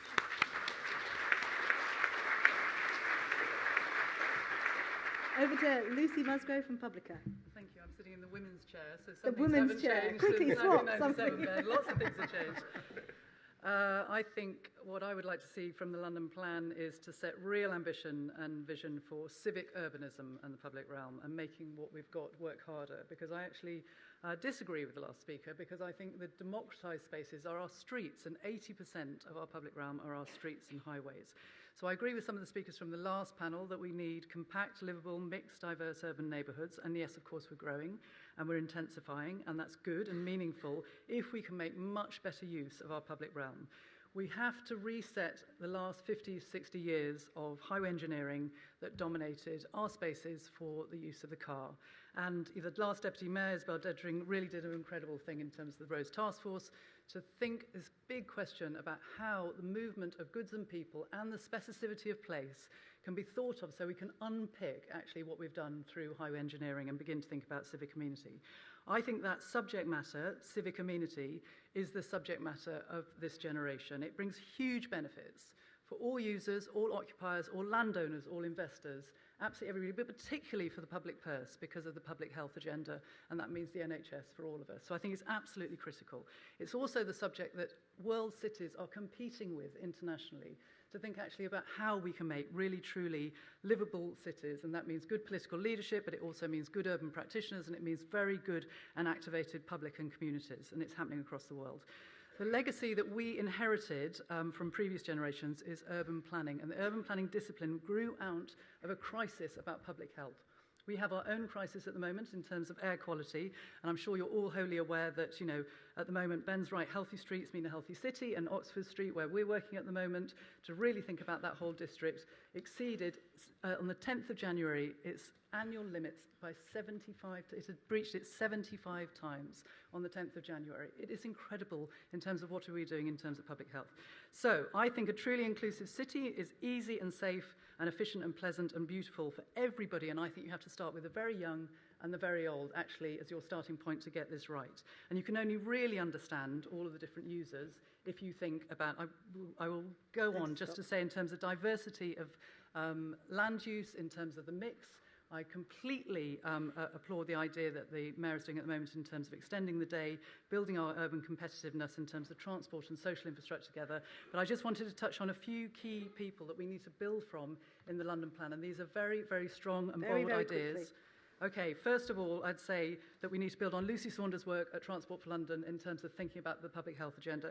Secondly, we need to build on Joanna Gibbons, the landscape architect's work, which is a great challenge for us that the big engineering project of the 21st century ought to be our green and blue infrastructure and extend the all-London green grid. We need to build on Britta von Schoenberg's idea about great trees, because actually the Victorian legacy that we're living off, all those trees are coming to the end of their natural life. And I will go on. There are many great, bold women leaders. So we can do it. Nationally and in this city and internationally that we can do, and the list goes on and on and on. The ideas, the experience is there. Exactly. We need to build on it. And lastly but not leastly, that's not a word, is it? Leastly. Oliver Wainwright. Thanks, Esther. Well, as the token critic in tonight's debates, it'd be remiss of me not to be critical, so I'm going to sound a note of caution, which is that London is blooming. We have a whole new generation of kind of green-fingered developers proposing spectacular sky gardens and garden bridges, linear parks and green ribbons. But to me, none of this is public space. It's POPs. It's privately owned public space, or privately owned, publicly accessible space, POPUS. And it's a very dangerous trend. I mean, if you think about the very building where the London plan itself is being written, that sits in a private swathe, a 13-acre swathe of land owned by a Kuwaiti investment company, which means you can't protest outside our seat of democracy, a slightly strange situation. It's the case across London. We've got King's Cross Central, which is 67 acres of privately owned space, even though Granary Square claims to be one of the largest public spaces in Europe. It's actually privately owned, and you're greeted with a sign that says, "Please enjoy this private estate considerately." Battersea Power Station, another 200-acre swathe of London, owned by Malaysian investors. The list goes on. Nine Elms, the Olympic Village itself, owned by Qatar, 35 acres of privately owned space. And what's the problem, you might ask? Maybe it's going to be better managed, it'll be cleaner, it'll be safer, it'll be more secure. The problem comes at times like this, when we have people like Trump in the ascendancy, and as we found during the Occupy movement, when Paternoster Square turned out to be a privately owned public space, and public access was revoked instantly. So it's at times of crisis where these things become visible. At the same time, we're seeing greenery and gardening being used as a kind of lubricant to get very bloated, often kind of steroidal schemes through the planning system. It's a kind of decoy, often used as a garnish to kind of hide projects behind the shrubbery. We all know about the walkie-talkie sky garden, building in an area which wasn't designed for tall buildings, being allowed permission because it would have this new Babylonian public space, the hanging gardens of the square mile. It's nothing of the sort, as anyone that's visited would know. In Nine Elms, we have a linear park, a, quote, sustainable green backbone that's going to knit together this new high-security enclave of luxury flats. In East London, at the Bishopsgate Goods Yard, we're going to have the East End's very own High Line, called a rich, multi-layered, three-dimensional landscape concept. Ollie, before we get too depressed... Distract from the fact that the scheme only has 15% affordable housing. Even when this space isn't privately owned, it's often privately managed through things called business improvement districts, which only represent the interests of the businesses in that area. They're increasingly becoming bodies through which Section 106 money is spent. So, for example, if a new bench on Oxford Street would stop several hundred shoppers an hour going to Topshop, that bench is probably unlikely to happen. So we're seeing a reconfiguring of public space in the interests of the private sector. Public space needs the Hey. If that wasn't a planning audience, that might have been a standing ovation for all four of you, I'm sure. So public space, we've got to be very careful how we do it. And maybe it needs the control that planning gives to the way we deal with buildings, maybe sometimes more successfully than others. Tons of questions coming in here, but let's point. Gentlemen, standing up there as the first question. While it's coming to you, I'll just read one of these questions, if that's all right, because you're just hang on there. So lots of questions about actual transport, as well as we've been hearing about public space itself and green space and greenery. Lots of them around short journeys and cars. How do we get, one of these questions is, how do we get people to stop using cars for short journeys, which maybe relates to the land use planning and the structure of neighbourhoods, structure of around town centres a little bit more. Anybody like to respond to that while we're getting... think behaviour is changing rapidly, actually, and I think a lot of it actually is to do with the technology that we can get on our smartphones. So you can actually see air quality, and I think that it's fantastic that the Mayor is tweeting in terms of some of the worst pollution days. But actually what we need is alternative, really clean routes in terms of actually where children play, where elderly people go, how people commute into work, and therefore understanding the connectivity between different town centres and different urban neighbourhoods is absolutely critical. Behaviour shows actually that, you know, patterns are, it's not just the physical thing, it's also the behavioural things, and I think that that's happening before our very eyes in terms of different modes. Real spatial planning. So, two bits to answer. First of all, London has actually managed to achieve a net shift from private car use to walking, cycling, public transport in the last 15 years or so, which is unusual for a growing world city. And obviously we need to continue with that trend through the London Plan and through the Mayor's transport strategy, because we won't physically be able to squeeze everybody in unless we do manage to achieve that further mode shift. And I think it really picks up the point that Lucy has made, that both strategically we need to align our land use planning and our transport planning so that the new railway extensions go to where the development opportunities are, the new housing developments are supported by walking, cycling, public transport, things like car clubs wherever possible, but also in terms of the micro design of these locations, so that when you get to one of these new places, you do feel genuinely able to walk and cycle around for daily travel, and if you need to commute further distance, for example, to go to work, you can do so on public transport or on a new safe cycleway. So I think both at the city-wide level, we've got to integrate transport and land use planning so that everything stitches together, but also in the design of the individual developments, both new and existing developments, it really has got to support the behaviour change that Lucy just mentioned. Thank you. Gentleman standing up. Okay. Chris Roach, architect, picking up on Oliver's point about privatised and securitised public space. How do we avoid our cities becoming like a scene from a J.G. Ballard novel? I visited King's Cross last week and found it completely incoherent to negotiate. And you feel like you could ask the security guards the way to the council offices, but the security guards look more menacing than the people that they're meant to protect you from. So in terms of making our public spaces more friendly, more desirable, more attractive, how do we prevent that security creep from making them intimidating and inhuman? Thank you very much for that. I hope it's not a guilty conscience that's making you feel that way. Let's take a question from down here. Michael Bach, London Forum. Should walking get the same priority and resources as cycling if we're going to get the kind of places that we want? Thank you very much. So, 2 questions. How do we stop being intimidated by security guards? It's a very good question. I think the only answer is for the local authorities to adopt these spaces. I mean, even Boris Johnson, in his London's Great Outdoors policy in 2009, called attention to this increasing kind of stealth privatisation and said, growing trend towards the private management of publicly accessible space, which means that a lot of Londoners no longer feel welcome in their own city. But it never turned into a policy. He said we should build something in that means that in the best case, local authorities adopt these spaces. And to be fair to local authorities, to be fair to Argent, in fact, in King's Cross, they gave Camden the opportunity to adopt these. And Camden said, no, we're already way too overstretched. We can't deal with another, however many acres of space it is. So I think it's much more fundamental. Local authorities need, much greater revenue streams. They need to be, allowed to tax, I would say, to a much greater extent beyond the realms of Section 106 and SIL in order to manage these new wave of public spaces. Thank you.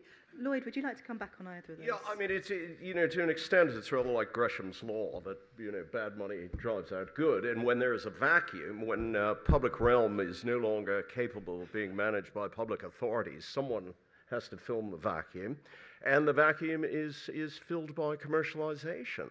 So as the state, in all its manifestations, central or local, becomes ruled back, there's a huge power vacuum of management of public spaces, and private operators step in. Does anyone else want to come back on that? So just on the walking cycling point, first of all, there's actually been quite a lot of investment in walking in the last 10 years or so, but it hasn't been called walking investment. It's generally part of the broader investment in the public realm. There's been both very significant private and public sector investment around better, safer, cleaner, and more accessible public spaces.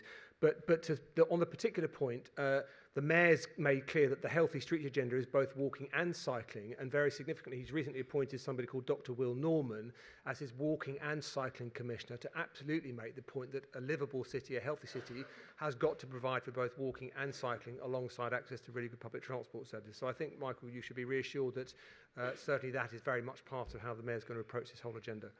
Any more questions from the floor? Yes, lady in the second from back row. And the gentleman who's desperate here in the middle. Sorry, Jacqueline Saunders. Do you want to stand up? Do you mind? Jacqueline Saunders, Transport Policy in Camden. So, apologise first of all to the Guardian guy. Ben, you mentioned talking about providing good routes for walking and cycling, but no one's mentioned car-free developments in the context of the London Plan and parking standards, which in the last London Plan were very confusing and up for interpretation, and we have been challenged on lots of that. And in fact, Camden is going car-free for the whole of the borough from this summer, hopefully, and it's based on another indicator other than PTAL. So just to maybe provide some input to the Mayor on as he develops those policies. Is that using WebCat or? Yeah, it's kind of using a mixture of PTAL and Atos, and in fact, the whole of Camden has good accessibility by one or the other. If anyone wants to know, Atos is the accessibility to local services, and WebCat is a sort of child of PTALs, PTALs being public transport accessibility levels, and WebCat is a new TfL online tool to help us understand local transport accessibility as well as public transport accessibility. There you are, finish with that word. Yeah. Hello, I'm David Simons from WSP Parsons Brinckerhoff. To what extent is the river a significant opportunity for better transport and a better public open space? Okay, over to who wants to... You're nodding at me, Liz. I'm nodding at you. I think the river's extraordinary in terms of the heart of the city, and it's a really exciting moment.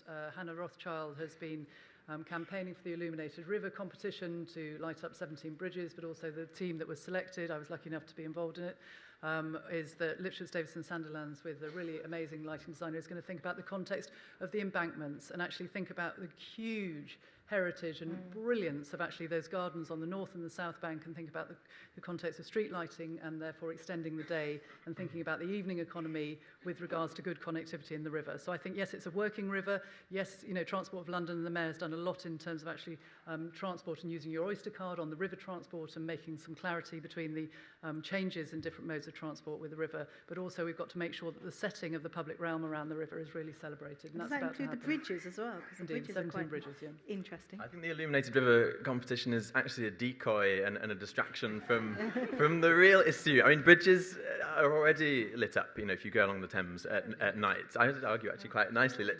But no, the real issue with the river is accessibility along both sides. At the moment, it's not possible to walk all the way along the North Bank or the South Bank. You know, there are vast chunks of privately owned space with great gates where you just can't actually do the Thames path. So I think Sadiq should be focusing on accessibility of the river side rather than trying to add a kind of illuminated garnish to our bridges. There we go. Anyone else want to come back on either of those two questions? No? Yes? No? Any more questions from the floor at all? Yes, gentleman there at the back. And there's one here about slightly more planning related issue. How do we reconcile the surge of internet shopping and next day deliveries with also improving infrastructure and at the same time air quality? So as town centres as well, I suppose, the impact that has on town centres. Anyone want to talk about deliveries? So the fastest growing form of road transport is vans. That's partly the continuation of a long-term trend around things like the growth in the service economy, so people fixing equipment in offices, for example, and it's partly about the online economy. One of the consequences of that has been a very significant increase in the number of vans delivering packages to people's offices, which they don't want to have to go and pick up from some depot when they get home in the evening. And that's when we found during the Olympics that something like between a third and a half of the deliveries to many central London office buildings were actually personal packages being delivered to people's office during the day. That's a very inefficient use of road space, certainly in central London. So we're now looking very closely at whether we can enable employers, some employers are already doing this, where they subscribe to click and collect services where their staff can pick up their parcels reliably from other locations, close to home but not at home, because we really need to get the number of vans out of central London as far as possible, because that is a very significant reason why some of the congestion is getting as bad as it is. We've been told to vote, but if you've got a point to make very quickly, just... Mark Chalmer from the Movement Design Bureau. When you've got companies, information technology companies that are very, very well financed, you've got Uber, for example, has got a $9 billion credit line that it can draw on to invest in design teams and asserting its technology. How are you going to cope? How are you going to compete with that? How are you going to handle those kind of companies dominating London potentially? Maybe that's a question to take over a cup of coffee or something stronger, but not from TfL, anything stronger. Now, we're meant to vote on a couple of questions, which I think are going to come up in a second. Fascinating discussion, and it's such a broad area. Privatisation of public space, transport, new types of companies coming forward, mobility as a service, all sorts of things going on in the streets that we have to be thinking about, because it has a massive effect on how our city works. Questions? Are we here? I've stopped waffling. Should we charge for road use rather than taxing vehicles? 2/3 to a third-ish? Well, there we are. I suppose you could do both, couldn't you? Is it going to change any more? Maybe we'll look. Have we got the next question? Oh, here we go. Car-free days like Paris. Why is everything always like somewhere else? We can do it ourselves. Yes, I think is the answer to that. Every week, every month, play streets, etc. So, who says no? Anybody who says no like to put forward a point of why? Yes, gentlemen right at the back. Why no car-free days? Shout, just shout. Okay, there we are. And a lot of people think the same as you. Yes.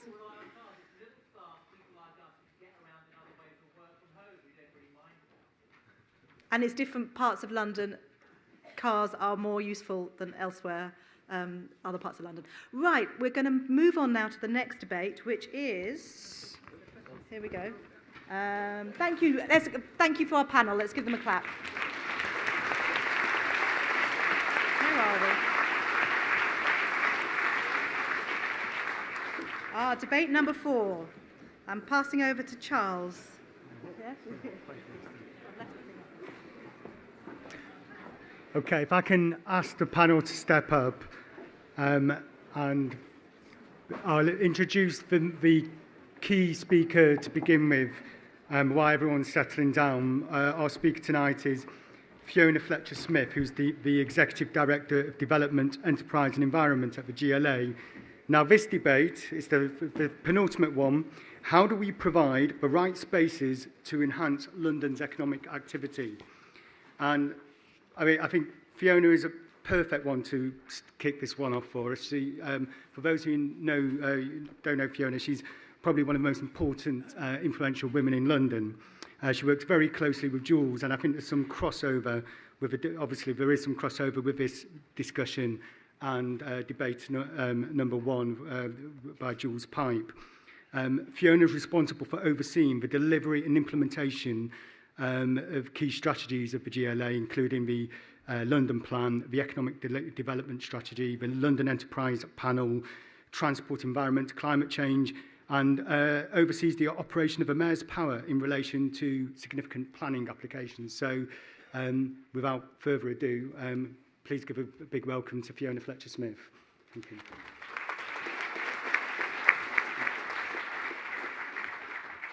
Thank you, Charles, and that's completely ruined my attempt to stay as a backroom girl at City Hall. So, good evening, everybody. My God, what a big audience. This is fantastic to see so many people interested in what we have to say about the London Plan. Now, I have a job to do, and my job is to provoke you and to provoke the panel. And I'm going to do that about 4 key issues, and these are real policy conundrums for the team in City Hall. Not just the planning team, but across City Hall, TfL and other members of the mayoral family. And I can assure you the debate on these issues is really lively and at times aggressive and often acrimonious. So the first thing I'd like to talk about is industrial land. Now, you wouldn't think you can have many rows about industrial land, But London only has 7,000 hectares of industrial land left. In the London plan up until now, we've been planning to, in a very organised way, lose about 37 hectares of this per annum. However, the research is showing us we're losing 3 to 4 times this every year. And what that means is we have a situation where the emerging research is telling us that we need to stop losing at that rate and slow that decline. Now, here's one to provoke you. Some may argue that making provision for lower value-added industrial activities in a high value-added city like London is not a good use of land. It may say that providing housing for highly paid service industry workers is a better use for that land, as long as we can still provide some industrial uses that support the core of London, and even if that is beyond our own boundaries. So I'm interested in what the panel think. So should we be actively supporting the most productive use of land and losing our industrial land? Or should we try and maintain a better mix of land uses? You heard from Jules earlier about having proper mixed use and using really good design so that industrial land can coexist with other issues. Affordable workspace is the second area I'd like to provoke people on. Is it right that we should seek some cross-subsidy from these higher value land uses to provide affordable workspace on our industrial land? What constitutes a good neighbour for housing? Meat rendering possibly doesn't, but the modern maker economy possibly does. Then on town centre renewal, I think in the last debate we heard quite a lot about e-tailing and what that's likely to do to our historic retail offer in many of our town centres. Now, one policy that we're considering is to actively encourage housing-led, higher density, mixed use, intensively used town centres. So what does the panel think? Is this viable? What is the function, offer and character of a town centre in London?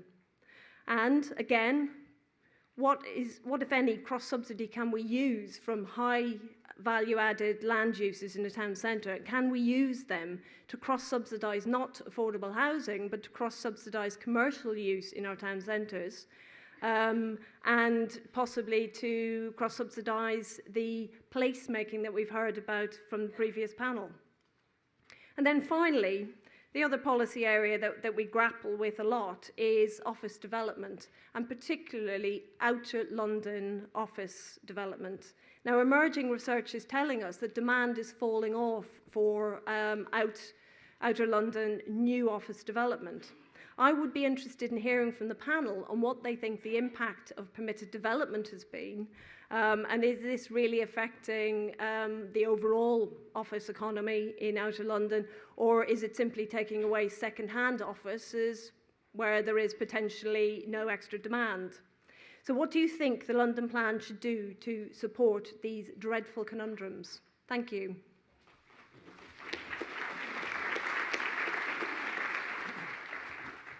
Okay, thank you, Fiona. Quite a lot for the panel to think there and think about there. I'd also like the audience to start thinking of their own questions to pose, and as well as the voting, because if you can think now of the voting questions, should all industrial uses be maintained within London, or could some be located to other sites outside London's boundaries? And the second question will be, should the Mayor actively encourage selective mixed-use renewal of some of London's town centres? But a lot of points there. If I can give 2 minute call for 2 minute responses from each of our panellists. First one, Sarah Carey, who's the head of Sustainable Places at British Land, and also she's a trustee at a co-working property charity in Dalston. Sarah. Thank you, Charles. I think it's no surprise to anybody in the room that there's tension between workspace and home space in London, given the long-term housing undersupply in London. And with both my bootstrap and my British Land hats, I've seen how permitted development rights have contributed to the reduction of workspace and the knock-on effects to rents and land values across London. But I've also seen clear demand from our tenants for better value for businesses out of the workspaces. From the filmmaker in Dalston to a fintech on the edge of the city, they want flexible leases, they want an ability to expand and contract, and they want hassle-free services. So they want more from their landlords. And I think there's a stat now that like 1/3 of all workspaces in London are now flexible to some sort or the other, and I see that sort of property as a service movement quite a good thing. I've got a couple suggestions for maintaining affordability for businesses in London. I don't have every answer to Fiona. I think that'd be a bit of a high task. But first of all, a serious continued commitment to fight permitted development rights, particularly in small town centres and areas with at all good public transport access. Bus is allowed across London. I mean, I think where there's already a diversity of uses, where there's people having activities at day and night across London, we'd all like to see that continue. And I don't think we want bedroom centres, not town centres. Secondly, what can be done about business rates? They're going up, doubling in many cases. And the current small business rate exemption doesn't help co-working spaces, and it doesn't help businesses who pool together to rent accommodation. They don't see the relief. I'd like to consider, as a third point, something which I think Fiona might enjoy, which is options for supporting lower land values in town and metro centres, the Ilfords and the Bromleys of this world. With my bootstrap hat on, I'm changing them off here and there, I think it's important to see that's done at reasonable scales. So 10,000 square feet here or there is not going to provide the kind of space that we as an office provider and workspace provider would want to take up. So I think you need to think about more of a cluster approach of clustering entrepreneurs and policies that could be supported by pool funds or some other forms of economic support. Okay, Sarah, can we stop there? We'll go to our next panellist, Jonathan Stoddard, who's Senior Director at CBRE. Thank you. I'll try and address Fiona's first question, which was on industrial and logistics and the sort of quite alarming rate that is being lost. I think for the last few years, industrial estates have been quite a happy hunting ground for residential developers. There are the statistics that Fiona talks about, which shows there's a great loss at the moment. I think industrial and logistics sector is seen as very much the poor cousin of the land uses. The land values are low, so it's really, if it was up to the market and without some planning intervention that we've seen from the London Plan, this sector could be driven out of London, which is actually a very scary thought. This use is essential to any thriving community, be it in Zone 1, Zone 6, or anywhere else in the UK, to be frank. If it wasn't such a terrifying size of audience, my awful maths and terrible eyesight, I would ask for a show of hands as to who now buys goods online. We talked about it, it was discussed in the last section, who buys online. I think probably, at a guess, most of you. We need that last mile delivery. It must be amongst chimney pots. It's absolutely essential. That's why it's last mile. So where do your DHL vans, your Amazon vans, where do they pop up from? Where there's an increase in residential, and we all in this room hope there is an increase in residential, and we can house people, there will be an increase in demand for logistics. So where that goes, logistics goes, no matter where you are. So we also must remember that the sector is also very innovative. So you can look at all sorts of things like multi-stacking, you can look at underground sheds, you can look at electric vehicles. Eventually, I'm sure we'll be seeing lots of drones dropping off our packages. But we also, I think Jules touched on it, we can't be afraid of mixed-use development where there are sheds and residential. I think there's a lot of work going into that at the moment, and I think that's something that will happen in London. I think we all need to embrace that. So the Mayor wants creativity, and when addressing industrial land, I think, in conclusion, with some help from the London Plan and some minor flexible intervention, I think this is the perfect sector to innovate, endure and thrive. Okay, thank you, Jonathan. And our final panellist, Paul Karakusovic from architect at Karakusovic Carson Architects. Thank you very much. It's a rare treat to be talking about something else apart from housing. So thank you very much for the invite. I'll try and talk about commercial and office space. I think the answer lies in places like the Upper Lee Valley and the eastern part of the Thames Gateway. Most of the industrial land there, most of the industrial buildings there are completely exhausted, 30, 40, 50, 60 years old. Acres and acres of asbestos cement roofs, low job intensity, acres of car parking, and lots of dilapidation. I don't propose that any of that is swept away for bad house building schemes. I think there's a fantastic opportunity to be creative. It's probably where the architectural world can really assist and answer in Jules's and Fiona's requests for creativity. I think traditional planning has been part of the problem. This idea of zoning and sort of mono-use planning over acres, hectares and hectares and hectares is a real disaster for a really truly integrated mixed-use city, which obviously leads to very hard divides between land use and exaggerates land values throughout the capital. What we think could work are multi-level industrial and workspace buildings, intensifying the land by 5 or 6 times at least. Just come back from LA, where even in LA there are multi-story commercial buildings throughout the city with car parking on the roof, lorries parked on the roof, lorries underneath the buildings, and it's I think a great solution to how you can create additional jobs and production space. I think alongside the dezoning, having a flexible planning framework where a mix of uses can coexist. This would obviously help the industrial crisis of lack of affordable workspace throughout London, but also freeing up thousands and thousands of new homes in the airspace above the old industrial buildings, where all tenures could coexist. Obviously, there needs to be some careful traffic management, delivery zones, and carefully planned streets at the front of those buildings to cope with the pedestrians and cyclists. And no one's really mentioned tonight Crossrail 1, which is arriving, I think, very shortly, but also Crossrail 2, north-south. I know the north and northeast part of London slightly more than the south and the west, but that will have an incredible transformative effect of the Lee Valley, making suddenly a trip from Enfield to central London a 15-minute journey. And as a sort of a response to Fiona's comment about you can't have meat and fish in the same building as residential, I think you can. We're looking at a project where we've got a very large meat distributor, a very big fishmonger, a granola producer, a dry cleaner, and we're also looking at tripling the amount of commercial B1 and B2 space, and also combining that with 750 new homes. So I think there is a real potential in this industrial space. Thank you very much. Okay, thank you. So if there's, I can take a couple of questions from the floor, and in the meantime, there's some coming through on the iPad. So if you can have a think through first.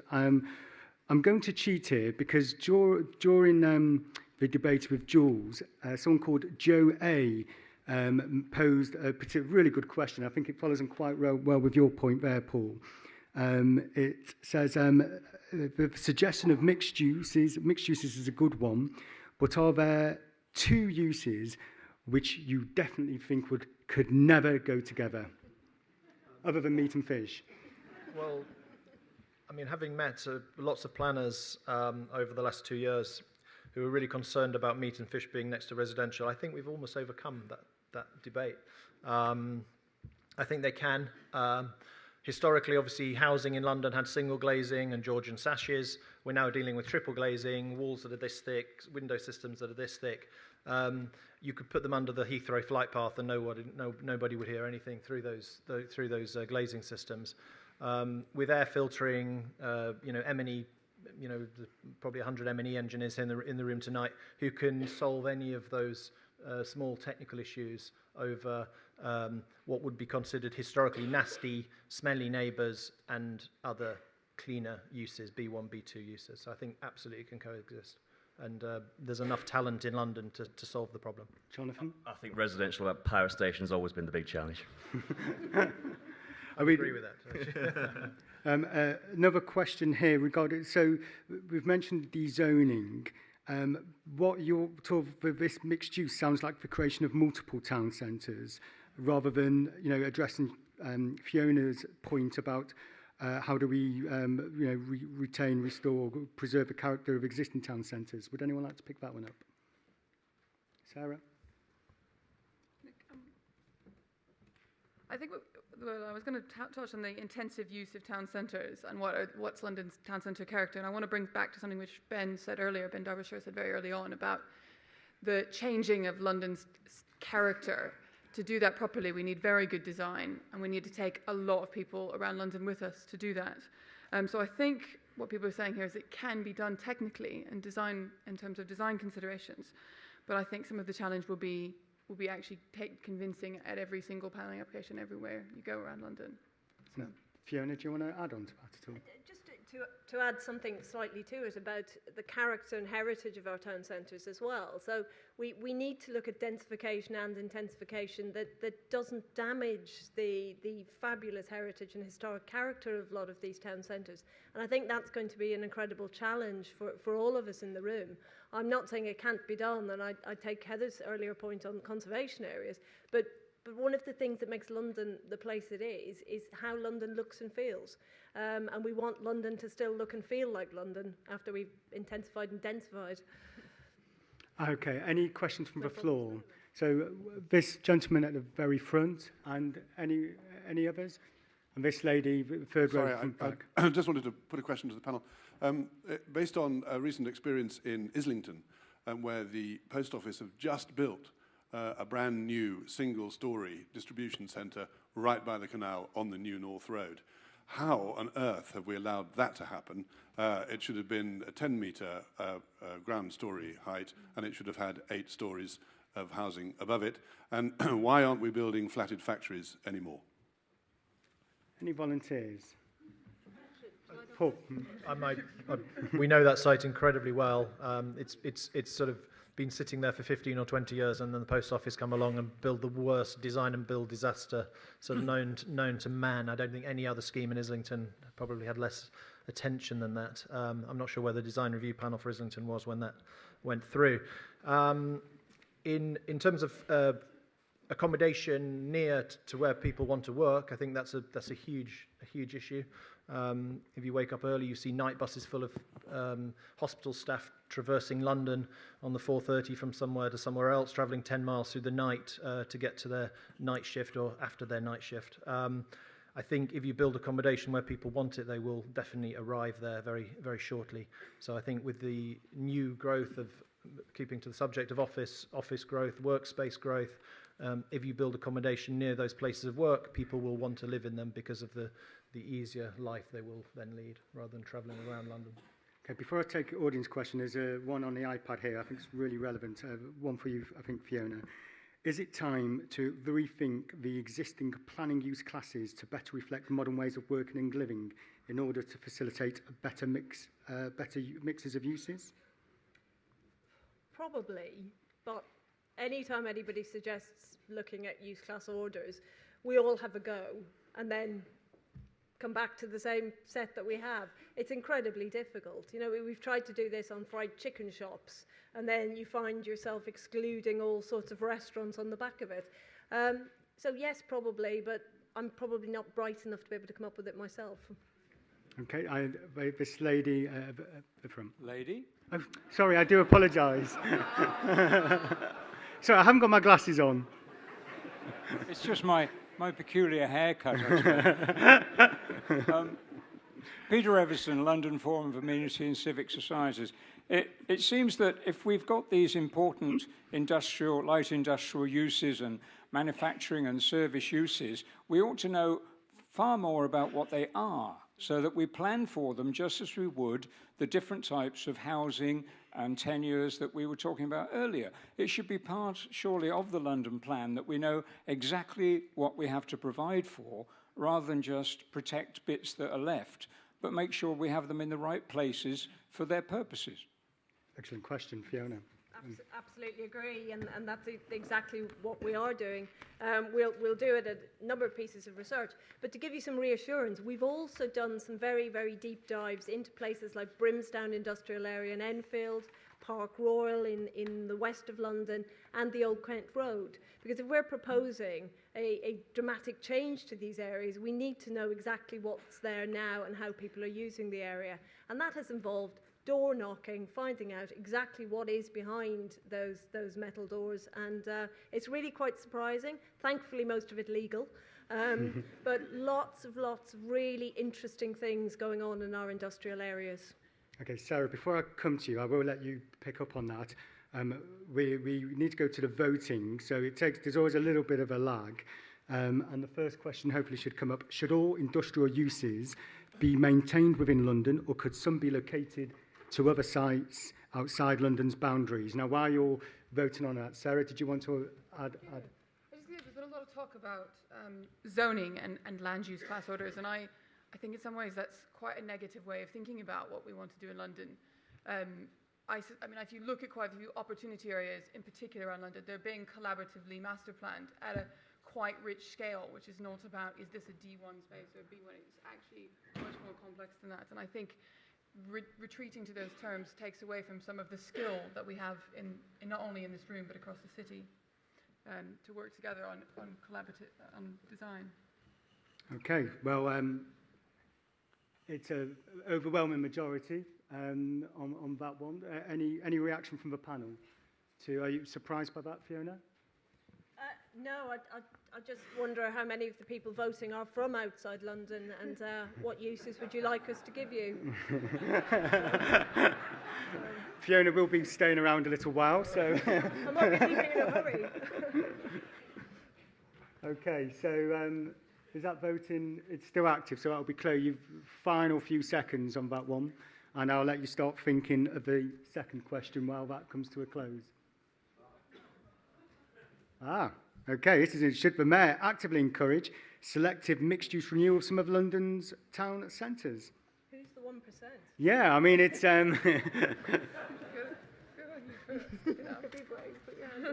So I think that was an easy one for the audience. If I can be cheeky, sorry, and ask one. We haven't really touched on office space in this debate much. It kind of veered to industrial and kind of retail town centres. Where does office space fit in the mix, Fiona? Well, it has to be very much part of the mix. What's concerning us in London is not just the outer London issue that I mentioned, but also the affordability of office space. We're seeing lots of landlords, and Sarah's involved in lots of developments where the leases are far more flexible now, that are allowing smaller businesses and move-on spaces. What we are quite concerned about in the London plan, though, is we've got lots of big floor plates, big office spaces in very traditional lease arrangements, and we've got a lot of workspace providers. What the research is telling us, though, is there's nothing in between. So if you go into a managed workspace with just yourself or one other employee, once you want to grow, that becomes a very expensive option for you, but you're not quite ready, you're not quite blue chip enough to be able to get the more traditional lease. And we need people to fit into that middle market. Okay. So I would say the market is moving that way already. If you look at some of the way that British Land and our peers are acting, and also if you look at the way some of the collaborative workspace places are moving into becoming more scaling space, kind of provide, sort of 20 to 70 employee businesses. It is moving that way by itself, but I definitely think it can be encouraged more. Okay, and we've been told to stop, but whoever the 2% are, could you put your hand up? We'd love to hear from you. Really, can I take one more point from this gentleman? Is that okay? He's one of the 2%. Unfortunately, that is not what is being proposed. It's actually for any particular centre. It could be large-scale redevelopment, not selective mixed-use renewal, which will displace any of the firms there who require low-cost workspace. Okay. And they won't come back. Right, okay, well, that's a point for, you can speak later on that further. Thank you very much. Please join me in thanking the panel. Thanks.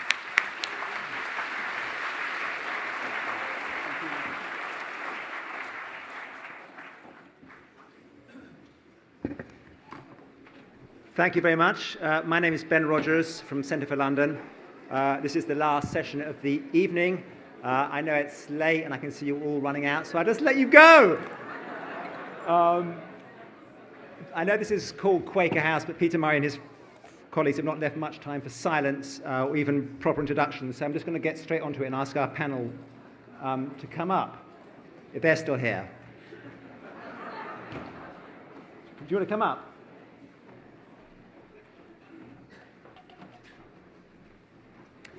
So the issue of tall buildings, which is the issue we're talking about, really is a live one. Looking back at the last NLA tall building survey, which looks at buildings over 20 stories high, I'm sure most of you know about it, showed that there are now 436 tall buildings in the pipeline in London. That's an additional 119 from 2014 to 2015. 2014, there were 70 buildings under construction. 2015, there were 89. Most of those are in London or central London. So Tower Hamlets, an extraordinary 93 tall buildings in the pipeline. But increasingly, we're seeing tall buildings proposed or under construction in outer London, 23 in Barnet, 18 in Croydon, for example. So as I say, a real live issue for London. Interestingly, that the sort of mood of the room, or at least the mood of the panellists earlier on, was rather anti-tall building, but we'll have to see what these panellists have to say. So I'm going to start by handing over to Colin Wilson, who's going to make the opening remarks and a few provocations. I've been told he's a bit of a talker, so I might have to intervene. Thanks for that tremendous introduction. Right, here we go. I'm a planner, so I brought some plans with me. Interesting, earlier on, somebody raised the issue about slow, complex, and uncertain, and that's the way the planning system perhaps is perceived. That's the way I perceive it. I work in it.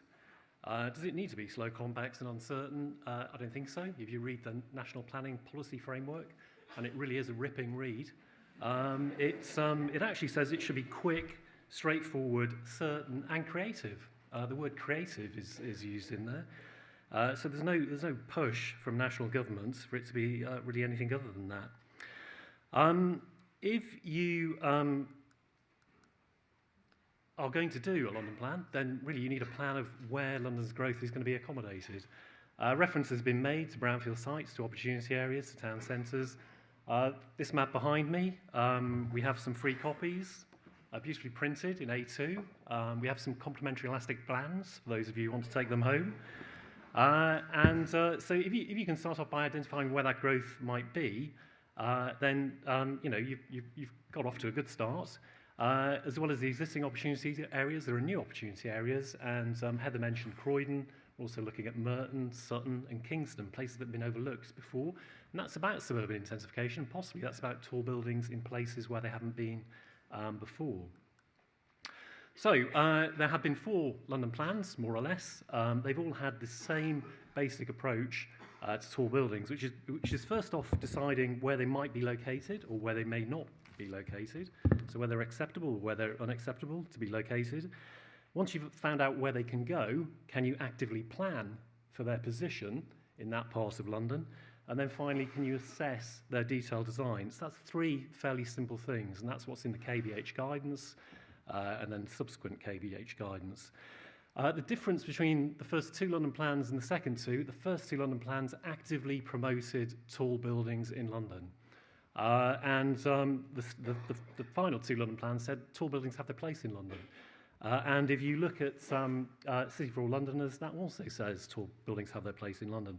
So where does the London plan say tall buildings should go? Town centres and the central activity zone. The opportunity areas, we're looking at more of them. Areas of high public transport accessibility. And PTAL 4, 5, 6 town centres. Most tall buildings in London that have been consented are in those locations. And then if you overlay the conservation areas and the strategic views, you'll see that tall buildings kind of cluster away from strategic views, and they also tend to be outside the conservation areas, the point that was raised earlier, a point by Ben made. London plan sets a strategic framework, and then local plans bring forward the more detailed plans. This is a plan of Central London, Vauxhall 9 Elms, the City, Core, going out to Old Oak, where local planning authorities are putting together plans that promote tall buildings in those locations.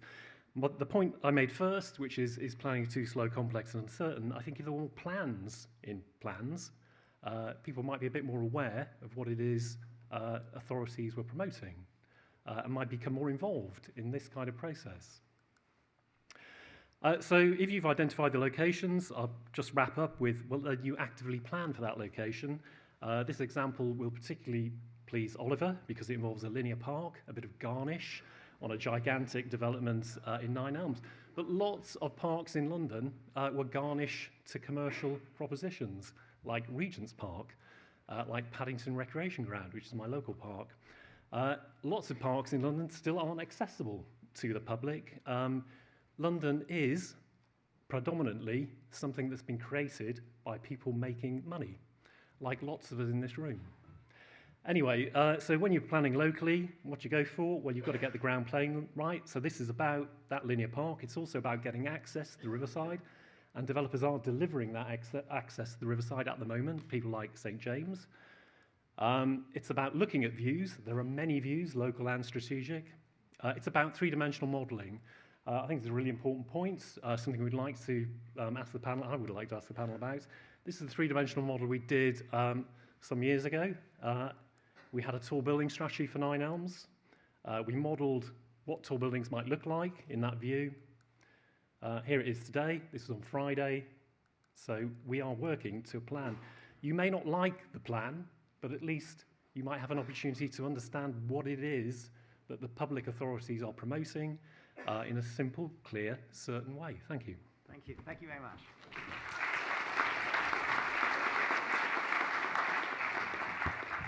Right. I'm going to go to Gordon Ingham first, who's one of our leading specialists in light and daylight, and also somebody who knows about three-dimensional plans. Do you want to say a few words about particularly the role the three-dimensional plan might play in all of this? Thank you.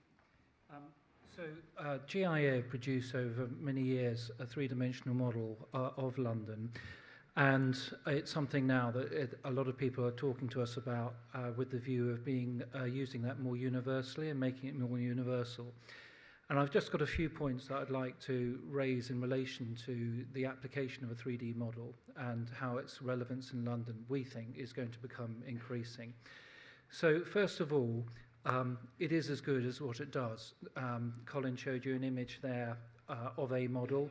There's nothing wrong with that model, but how you use that model, its dynamic aspect and the ability to be able to do various things with it, is all very, very important.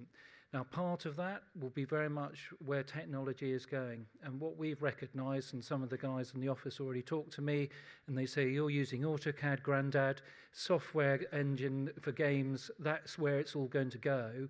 And we think that is right, and that the concept of VR and that kind of technology, the ability to use this kind of model on an iPad, all of those elements are going to be about the future in terms of interpreting and understanding the built environment. So we're aware of the importance of that.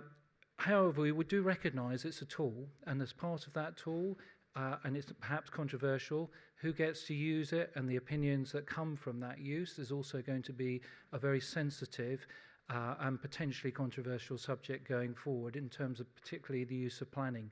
But we can understand our environment in a much better way, in our view, if you've got the ability to actually drop into a model and start to look at what we've done as a built environment and also what we're intending to do. Talk about the various environments that are being proposed, various tall buildings, where they might go. That kind of situation can be used in the right way with a dynamic 3D model. We talked in the previous debates about the data which is available, and Colin showed some of that in his slides. Three-dimensional model, if it's done accurately and properly, can illustrate that kind of data as well. I have to say at this point, the only model that I'm aware of, and we are a believer in it, is a model known as View City that starts to do this kind of work and shows all these kind of corridors and data in that 3D form. Just one very quick point. Why is there controversy around who might have access to this? I mean, surely it should just be public if it's part of the public. I think one of the controversies about it is if you take a particular view with a three-dimensional model, and you may have read about this recently in the Times where a tall building was proposed and the view taken from Richmond was a concern. in a three-dimensional model, it will show the building, but the atmospherics that you're talking about in a real-life experience may not be properly represented. And that tall building was actually about 12 miles beyond the strategic viewing corridor limit, and yet the model may represent something which is an entirely true human experience. So you have to be aware of the limitations of that, and you have to be informed and educated about that to understand those limitations. Brilliant. John Bushrell from KPF, an architect and a designer, I suppose, of tall buildings, and a firm that does a lot of work in New York and other cities. Do you want to say a bit about the way you think about tall buildings, their role in London, and what we can learn from other cities? Sure. There is a place for tall buildings in London, and primarily the logic of the GLA suggestions is that they're associated with places with good infrastructure, transport nodes. And equally important, it's therefore saying where there are not tall buildings, so there are large areas that are left out of that. Markers at key points across London will improve our understanding of how the geography of London works and how places relate to each other, and provides a possibility of a unique vision for a highly legible city, which is a new layer to reinforcing the villages and the different areas that have evolved historically. London's very chaotic in its character, and that reflects a strong basis of its laws by precedent and argument, democratic planning system, etc. And we should accept those characteristics and try and find good ways of putting tall buildings with them. Tall buildings don't have to be bad, but we must focus on how not to do them badly. I hesitate to name different cities around the world, but I think we should learn from the underlying logic and not be like those cities. For instance, Tokyo was low-rise until 20 years ago. It has an arc of clusters. For instance, Roppongi is very highly intense, and it doesn't actually affect anything around it. So it's a place of concentration with respect around it. But the key thing is it is genuinely mixed use, places to live, work, stay, etc. And we should ensure mixed use is absolutely fundamental to the planning policy. Other places are working on extremely interesting typologies of buildings that are tall, with or without garnish, but extremely interesting. We should learn from that. Also looking, for instance, at schools that are community centres in the evening at weekends. Vancouver is under a lot of similar pressures, producing some very fine residential buildings. Ours tend at the moment to be the product of the minimum standards and guidelines. We should encourage experimentation and a variety of answers and closely look at what's happening elsewhere. Toronto is developing along two corridors, but it has established the idea it has to have satellite cities with clusters about 20-minute journey away. And New York agrees with the GLA's plans, in fact. Its rezoning is only occurring associated with transport nodes. It has its own Crossrail project and emerging clusters. The one or two things to note: its system allows for greater floor-to-floor heights to make better places to live in, and the presumption to create better proportioned flats should apply to London. I don't think we'll be proud of many of the residential units that have been built over recent years. And the rental sector is strong, workplace and residential areas are being blurred, and the affordable housing is a requirement. We can also learn from many cities where there are clusters, there are rules about separating the towers out and making them talk to each other, whereas I think we probably may be in danger of making us too dense. So one last thing, design is at the heart of everything and the engine of all that we have discussed, and the more debate we have, the better. It needs to be genuine consultation, and when we do consult, we need to prepare to change our designs, change our ideas, and to genuinely make it a conversation between us all. Brilliant. Okay. We might want to pick up on the sort of affordable housing point later, and the point that Ben Derbyshire and others have made, that maybe tall buildings do not work for affordable units. But let's first hear from Emily from Historic England, who no doubt is completely opposed to tall buildings in London. Thank you, Ben. Well, Colin did a really good job of setting out the enabling role of planning at the beginning there, and we believe in good growth very strongly as well. But of course, Historic England has a duty to consider the impact on the special character of London, that fabulousness that Fiona referred to in the previous session. It's good to just start very quickly thinking about history. London is historically a low city with a very fortuitous topography for prospect. The skyline for centuries was populated really by the Tower of London churches and the mighty dome of St. Paul's. And since 1936, we have fought hard to protect and to safeguard the views of that mighty cathedral. And views really have been at the heart of what Historic England has thought about tall buildings, that conversation, and the public inquiries that many of my colleagues heroically fought in the last few decades. So are tall buildings okay in a historic city like London? Our advice note on this says that, yes, they can be okay. They can contribute to the positivity and vitality of the skyline if they are in the right place and if they are well designed. And it's worth pointing out, of course, that we have listed a number of the very best tall buildings. But we think that they are not okay if they cause harm, substantial harm to conservation areas where many of us live and work and play, and not if they cause harm to cherished views of monuments and there's distinctive London profiles. Tall, by its very nature, means it has a very large and wide impact. And we have to think about the sensitivity of that in London. Views, on the other hand, belong to all of us. And it's worth remembering the benefits of views, whether it's that's for kind of the collective uplifting of our souls and kind of urban identity, shared urban identity, or whether it's just thinking about the benefits that heritage brings to London. £2.5 billion it contributed to London's economy in 2013, and a lot of that is about views and profiling of the skyline. So how are we responding to the GLA and the reshaping of the London plan? Just a quick few points to mention. We are encouraging to ask Londoners, kind of like we're doing tonight, but do Londoners want tall buildings? We would like to really emphasise a character-led approach to good growth, keeping character and heritage at the heart of understanding where new growth should be. We want a heritage strategy. We want to respect enduring views. That means a review of the London View Management Framework and 3D modelling.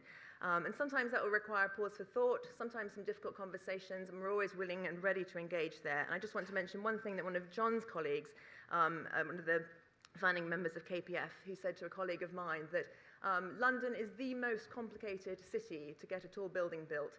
But that's right, because the impact here is so considerable. And so we're really willing and ready to engage in that conversation with all of you. Thank you.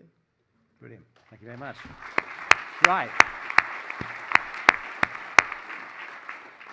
As with previous sessions, we're going to take questions or even short comments from the floor. Questions or comments? No one has any views on tall buildings.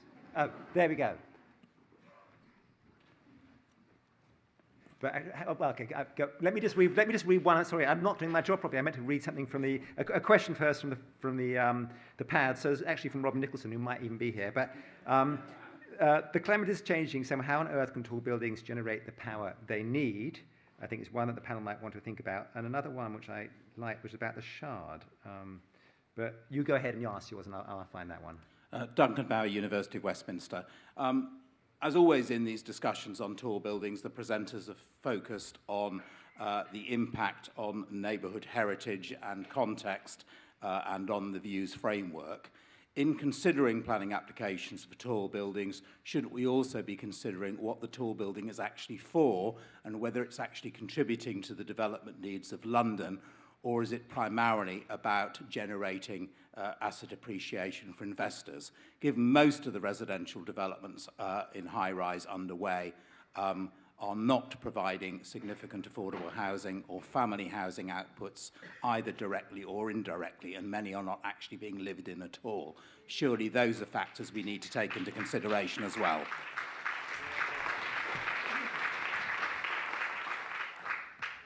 One more question. Thank you. Barbara Weiss from the Skyline Campaign. Given that there is so much opposition now to tall buildings around London, how can we make sure that the voice of the Londoners has more weight when it comes to planning consents? Right, okay. Questions about the way we design tall buildings and whether they're sufficiently sort of environmentally friendly. I suppose questions about the fundamental purpose and political economy of our tall buildings, if that's right. And questions about is the voice of the public, which Barbara asserts are anti-tall buildings, being heard, and how can we engage them in these debates? Colin, do you want anything you want to say about that? Yeah, I mean, on the point about use of tall buildings, in 4 minutes, it's a bit hard to get it all in. But yeah, clearly, it's not just tall for its own sake. It's what they are used for and what contribution they're making to all the things which have gone before this session. So things like mixed use, things like density, densification, yeah, they're all entirely relevant. I think a vital thing is not seeing these 5 sessions as sort of existing in their own little silos, because that's the challenge of planning, to make all those things kick in one into the other.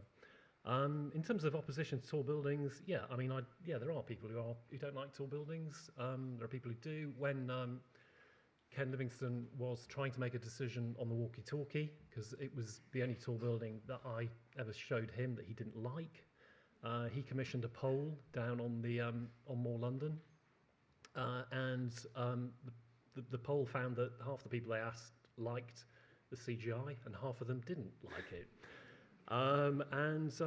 Generally on tall buildings, that's kind of where you get to. At the weekend, my oldest daughter's finally left home, so that's great for me.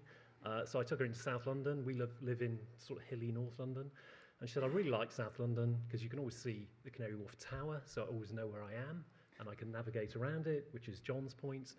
I think one of the other observations I would have about tall buildings in London is it, in a way, it's making the city come closer together. I think because you can be in Vauxhall, you can see where Elephant Castle is now. You can be in the city and you can see where Elephant Castle is. You can see where Canada Water is. The city's a bit less sort of distant, disaggregated, in my personal view. I think the point that's been made about navigating your way around the city is a really important one. John, as well as coming back to any of those questions, can I ask you just a question about the sort of, not the skyline, which we always talk about, but the street line? I mean, can you create the sort of intimacy that we love in London with a building which is over 20 stories high, and how? In the hands of skillful architects, yes. And there are many examples, but it's an art that needs to be learnt, and certainly bringing towers down to the ground and separating them out is not the answer.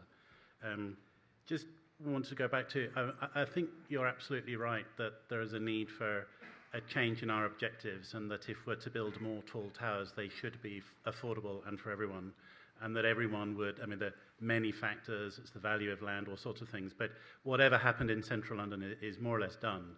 And I think what we're talking about, and the industry is really focusing on, is how can we build efficiently and cheaply, and how can we make these affordable and accessible to more people? And it does need to be only in places that are agreed that works. It's only one part of an answer, but I think if all of London became 10, 12, 13 stories, we would regret that too. For us, it's the variety of answers, the way in which it intuitively allows there to be centres and to be an organisation of space. And the metrics about towers versus dispersed development is very, very complicated, but you could imagine dispersed with travel versus intense, ways in which we can share energy, etc. So it's a complicated thing, but it can be a sustainable answer. Right, brilliant. Do you want to say something very quickly about consultation, and perhaps just this point about the 3D model, which I now understand is not a 3D model at all, it's a sort of virtual model. Is that right? It's not. We're proposing a 3D model, which I understand to be the sort of thing they have at the NLA. We're proposing a virtual model. I think the concept was a virtual model. Yeah, so is that something? How would that? How would you like to see that used? Is that something for public consumption? Is it for planning authorities? Yes, I think there are a number of ways that we can consult people. Just touching on Barbara's question, more engagingly, really, and that's by consulting earlier on in the process. I think a lot of times people don't know quite what's going on with plans around them, and we can use social media much more actively, like we are this evening, to really ask actual people what they think about things that are happening in their neighbourhood.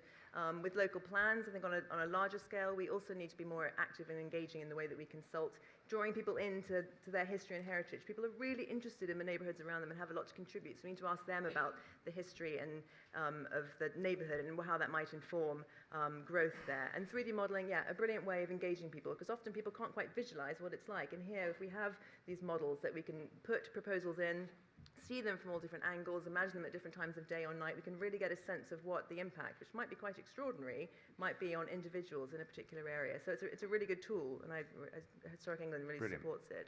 Okay, there's a man over there signing up, holding up a pink sign saying vote. So that's what we're going to do now. I'm not sure. I do know what the questions are. So can we have the first question up on the screen? Is this how this works? Right, so the first question is, are tall buildings an integral part of London's future development? Okay, the results are in. 80% yes. So I was slightly wrong when I said I thought the mood of the room was anti-tall building. It is pro-tall building. Yes, and should we go on to the next question, which is, should the Mayor commission a 3D computer model of London? I think I know what the answer to this is going to be as well. Should the Mayor commission a 3D computer model? This is a room which is, throughout the evening, has been very unevenly divided. I don't know what that says about the way the questions have been set, but there you go.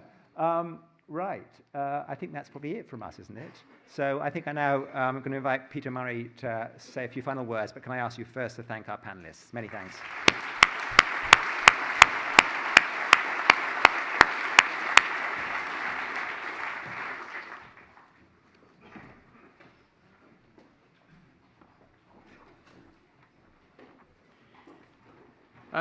I think we've probably been through too much stuff for me to do a proper summary, and I think that what we'll do is we'll send you all a review which will be writing up about the issues that we've talked about today. Fascinating results of the voting, right from flexible planning through to 3D computer models, and I think those I hope the Mayor will find very useful in terms of thinking about some of the decisions he takes, whether it's actually just having another look at the green belt or actually forking out for a proper 3D computer virtual model of London, which I think would be a huge benefit for London. But just one of the things I take away from this is the vote, indeed, a very popular vote for looking at London as a polycentric city, and that I think was reflected in Lloyd Grossman's comment that what we need to do is protect local character, Rasmussen's concept of the scattered city, and how do we actually maintain that character within the sort of pressure that we're facing in terms of meeting London's growing population. And I thought it was a very positive thing that we voted pretty convincingly that London was going to continue growing post-Brexit, that wasn't going to impact on the need to deliver the quantity of housing that we need. And we had lots of ideas of how we do that. And as I say, we'll do a report we'll send to everybody. But I would just like to end by saying that I hope you realise that we were trending on Twitter. We were second only to stand up to Trump. So...